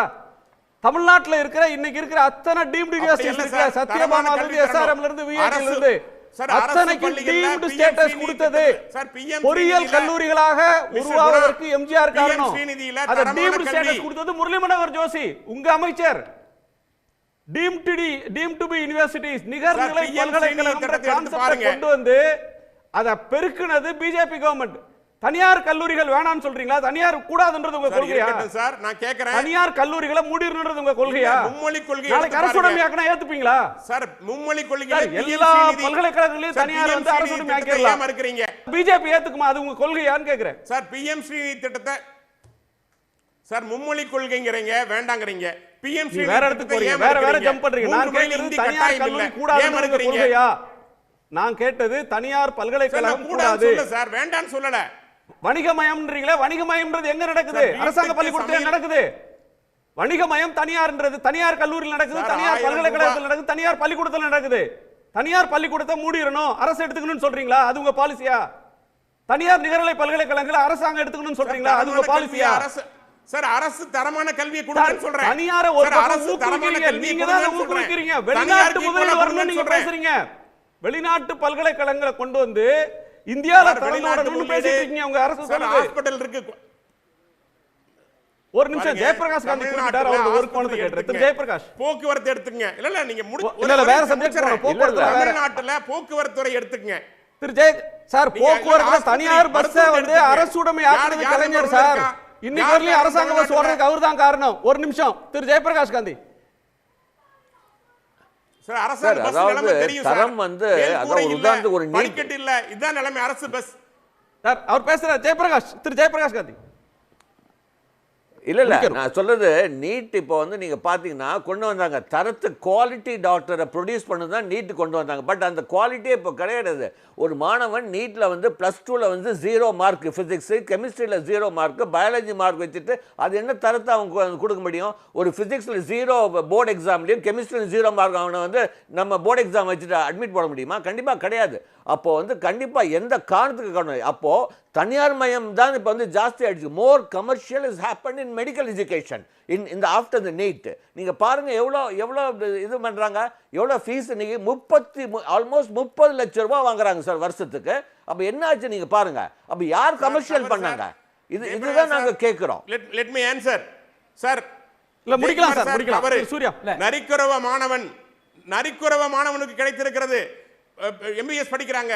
தர்மபுரியில ஒரே குடும்பத்தை சேர்ந்த 3 பேர் டாக்டர் ஆயிருக்காங்க. அரசு பள்ளியில படிச்ச 7.5% அந்த இதனால இன்னைக்கு சார் அவர்கள் இன்னைக்கு 12,000 முடிச்சறனே. ஏன் நேரத்துல பேசிட்டீங்க, அப்புறம் பேசுங்க. சூர்யா சார் தொடர்ந்து பேசலாம். நாகராஜ் ஒரு நிமிஷம். அடிப்படையில் நேற்று இந்த விழா யாரையெல்லாம் எரிச்சலூட்டி இருக்கு அப்படின்னு கேட்டா முதன்மையாக எதிர்க்கட்சி தலைவர் எடப்பாடி பழனிசாமி எரிச்சலூட்டி இருக்கு. நேற்று வந்து இந்த விழா நடந்துகிட்டு இருக்கும் போதே பிரச்சார மேடையில் என்ன பேசுறாருன்னா, 5ஆம் வகுப்பு மாணவனுக்கு 3ஆம் வகுப்பு பாடத்தை படிக்க முடியல அப்படின்னு ஒரு அபாண்டமான குற்றச்சாட்டை வைக்கிறார். எனக்கு தெரிஞ்சு இந்த ஏஎஸ்சிஆர்ங்கிற ரிப்போர்ட்டை தாண்டி வேற எந்த இடத்துலையும் இந்த டேட்டா கிடையாது. இந்த ஏஎஸ்சிஆர்ங்கிறது என்ன? தமிழ்நாட்டினுடைய கல்வி பெருமிதத்தை முன்வைக்கும் போதெல்லாம் வலதுசாரிகளும் சங் பரிவார் கும்பலும் இதைத்தான் எடுத்துட்டு வராங்க. அது என்ன அரசுடைய அதிகாரப்பூர்வ ஆவணமா? அரசு அங்கீகரிச்ச ஆவணமா இருந்தாலும் எடுத்த டேட்டா யாரோடது? ஒரு என்ஜிஓவோட டேட்டா. அந்த என்ஜிஓ டேட்டாவை யாரு போய் டேட்டாவை கலெக்ட் பண்றா? மாணவர்களுடைய உளவியல் தெரிஞ்சவங்க போய் டேட்டா கலெக்ட் பண்றாங்களா? அப்படி கிடையாது. அங்க போய் தேர்ந்தெடுத்து கலெக்ட் பண்ணக்கூடிய டேட்டா கலெக்டிங் ஏஜென்சி இன்னொரு என்ஜிஓ. அது மட்டும் இல்லாம அதர்ஸ்னா யாருன்னே தெரியாது. முகமறியாதவர்கள், முகம் தெரியாதவர்கள், முகமூடி அணிந்தவர்கள்லாம் போய் டேட்டா கலெக்ட் பண்ணிட்டு வந்து தமிழ்நாட்டின் கல்வித்தரம் சரியில்லை அப்படிங்கிறாங்க. இன்னும் வெளிப்படையா சொல்லணும்னா இவர்கள் மீது குற்றச்சாட்டே இருக்கு. அதாவது இவங்க வந்து பொலிட்டிக்கல் மோட்டோவுக்காக கமர்ஷியலைசேஷனை ஊக்கப்படுத்துறதுக்காக இந்த மாதிரி ஃபேப்ரிகேட்டட் டேட்டாவை வெளியிடுறாங்க அப்படின்னுட்டு யுனிசெஃப்னுடைய ரிப்போர்ட் தொடங்கி ஏகப்பட்ட ரிப்போர்ட் இருக்கு. அப்படிப்பட்ட ஒரு நிறுவனம் எடுத்த ஆய்வு அறிக்கை அடிப்படையாக கொண்டு எடப்பாடி பழனிசாமி கூச்சமே இல்லாம 5ஆம் வகுப்பு மாணவருக்கு 3ஆம் வகுப்பு படிக்க தெரியலன்னு நேற்று குற்றம் சாட்டுறாரு. அவருக்கு ஒரு விஷயத்தை மறந்துட்டாரு. 2018ஆம் ஆண்டு ஏடிஎம்கே கவர்மெண்ட்ல எடப்பாடி பழனிசாமி ஆட்சி செய்த போது வெளிவந்த ஏஎஸ்ஏஆர் ரிப்போர்ட்லயும் 90% மாணவர்களுக்கு 3ஆம் வகுப்பு மாணவருக்கு 2ஆம் வகுப்பு பாடத்தை படிக்க தெரியல, 60% 5ஆம் வகுப்பு மாணவருக்கு 2ஆம் வகுப்பு பாடத்தை படிக்க தெரியலன்னு அவர் காலத்திலையும் கல்வியின் தரம் குறித்து இந்த ஏஎஸ்ஆர் இதே ரிப்போர்ட்டை தான் கொடுத்துச்சு. தன்னுடைய காலத்துல என்ன நடந்துச்சுன்னே தெரியாம ஒரு ஃபேக் அண்ட் ஃபேப்ரிகேட்டட் குப்பை ரிப்போர்ட்டை கொண்டு வந்து இன்றைக்கு தமிழ்நாட்டு மாணவர்களின் கல்வி தரத்தை கேள்வி கேட்கக்கூடிய ஒரு சங்கிகளின் குரலாக அவர் மாறி போயிருக்காருங்கிறது ஒண்ணு.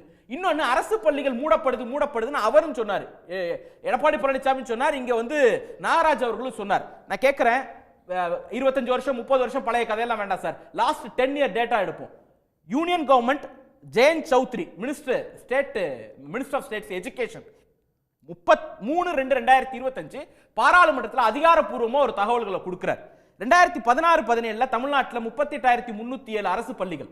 அதை எடப்பாடி பழனிசாமி ஆட்சியை விட்டுட்டு போகும்போது 37,589 பள்ளி, அதாவது 718 பள்ளிக்கூடத்தை தன்னுடைய ஆட்சி காலத்தில் மூடியவர் எடப்பாடி பழனிசாமி. இன்னைக்கு அந்த எண்ணிக்கையை 83 ஸ்கூலை புதுசா திறந்து 37,672 உயர்த்தி இருக்கும். ஆனா இவர் எதை தெரியுமா டேட்டான்னு கொண்டு வராரு? மாணவர்களுக்கு காலை உணவு போடுவதால் கக்கூஸ் நிரம்பி வழியுதுன்னு வன்மத்தை கக்குனுச்சுன்னு ஒரு பத்திரிக்கை, அந்த பத்திரிகை சோர்ஸ் சொன்னது என்று எழுதியது, அதாவது தகவல் சோர்ஸ் என்று எழுதியதை ஆதாரமா கொண்டு வராரு. நான் பார்லிமெண்ட் டேட்டா வச்சு சொல்றேன். 718 ஸ்கூலை மூடினது, கவர்மெண்ட் ஸ்கூலை மூடினது எடப்பாடி பழனிசாமி, 83 ஸ்கூலை புதுசா திறந்தது டிஎம்கே கவர்மெண்ட், எங்களுடைய தலைவருடைய கவர்மெண்ட். இது ஒண்ணு. இன்னொன்னு, தனியார் மயத்தை ஊக்குவிக்கிறோம் சார். யூபியோடைய கவர்மெண்ட், இவங்க தானே 10 வருஷம் ஊபியில் ஆட்சியில் இருக்கிறாங்க. 2014ஆம் ஆண்டு 1,62,220 பள்ளிக்கூடத்திலிருந்து அது 1,37,000 சரிஞ்சிருச்சு. 10 வருஷத்துல 26,000 அரசு பள்ளிக்கூடங்களை மூடிட்டு 25,000 தனியார் பள்ளிக்கூடங்களை திறந்ததுதான் ஊபி பிஜேபியோட சாதனை. அதே 10 வருஷத்துல 31,000 அரசு பள்ளிக்கூடங்களை மூடிட்டு 28,000 தனியார் பள்ளிக்கூடங்களை திறந்ததுதான் மத்திய பிரதேச பிஜேபியோட சாதனை. அங்கெல்லாம் நீங்க தனியாரை இழுத்து மூடிட்டு தமிழ்நாட்டுக்கு தனியார் கொடுத்து லெக்சர் எடுக்கிறதுக்கு நீங்க வாங்க. இன்னொன்னு, மாணவர்கள் வந்து நேற்று மேடையில ஏறி பேசும்போது அது ஷோ, எனக்கு வீடு இல்லைன்னு சொன்னாங்க, இன்னைக்கு கூப்பிட்டு உடனே வீடு கொடுத்தாங்க அப்படிங்கறத ஒரு ஷோ, ஏதோ லைவ் ஷோ அப்படி இப்படின்லாம் ரியாலிட்டி ஷோ. நான் என்ன கேட்கிறேன், பிஜேபி ஆளக்கூடிய குஜராத், ஊபி, மாப்பி எந்த மாநிலத்தை வேணா எடுத்து போ சார், எனக்கு வீடு இல்ல, வசதி இல்ல, வாய்ப்பு இல்ல, ஆனா இன்னைக்கு நான் வெளிநாட்டுல போய் படிக்கிறேன் அப்படின்னு ஒரு திறந்த மேடையில ஒரு மாணவர் வந்து சொல்லுவதற்கான சூழல் முதல்ல பிஜேபி ஆளக்கூடிய மாநிலத்தில் உண்டா? அதை மீறி சொல்லிட்டா ஊபியுடைய முதல்வர் புல்டோசர் அனுப்புவார், தமிழ்நாடு முதலமைச்சர் கூப்பிட்டு வீடு கொடுத்தார். இதுதான் பிஜேபிக்கும் தமிழ்நாட்டு அரசுக்குமான வித்தியாசம். 2 ஸ்கீமை மட்டும் சொல்லிட்டு நான் என்னுடைய ரிமார்க் கன்க்ளூட் பண்றேன். இவங்க மீண்டும் என்ன சொல்றாங்க, நான் முதல்வன்கிற ஒரு ஸ்கீம் 2-3 ஆண்டுகள்ல மட்டும் 3.28 லட்சம் பேருக்கு ஹை பேயிங் ஜாப் அந்த ஸ்கீம் பெற்று கொடுத்திருக்கிறது. நீங்க நாங்க ஜிஆர் சாதனையா சொன்ன போது என்ன சொன்னீங்க, குவாலிட்டி இல்ல. நீங்க நான் முதல்வன் குவாலிட்டியை ப்ரொடியூஸ் பண்ணி கொடுக்குது சார். அரசு பள்ளிகள்ல படிச்ச மாணவர்கள் இன்னைக்கு 878 பேர் ஐஐடி, ஐஐஎம், IIIS, நிஃப்ட் மாதிரியான உயர்கல்வி நிறுவனங்களுக்கு போறாங்க. அவங்களுக்கு 6 கோடி ரூபாய் அரசு பணத்தை செலுத்துது. ஒண்ணு வேணாம் சார், கிளாட் எக்ஸாம் எழுதுறதுக்கு எக்ஸாம் அப்ளிகேஷன் ஃபீஸ் இருக்குல்ல, அரசு பள்ளி மாணவனுக்கு அந்த அப்ளிகேஷன் ஃபீஸ் முதற்கொண்டு மாநில அரசாங்கத்தினுடைய சொந்த நிதியிலிருந்து எடுத்து கொடுக்குது. யுஜிசி வந்து இவ்வளவு வச்சிருக்கு, இவ்வளவு ஸ்டாண்டர்ட் வச்சிருக்கு, நீங்க அந்த பணத்தை கொடுக்க மாட்டீங்கன்னு கேள்வி கேட்கறவங்க கண்டிப்பா கேளுங்க, நான் மறுக்கல. அதே சமயம் யுஜிசி எதுக்கு 6,400 கோடி ரூபாய் ஒதுக்கிட்ட இந்த ஒரே ஆண்டுல 4,000 கோடியை குறைச்சு 2,500 கோடியா கம்மி பண்ணுச்சுங்கிறது சேர்த்து கேளுங்க. அப்படி கேட்டா அது நியாயமான கேள்வியா இருக்கும். நன்றி சார், நிறைய பார்வைகளை கருத்துக்களை பகிர்ந்துட்டீங்க. எல்லோருக்கும் நன்றி. மீண்டும் சந்திப்போம். இது கேள்விக்களம், மக்களின் மேடை.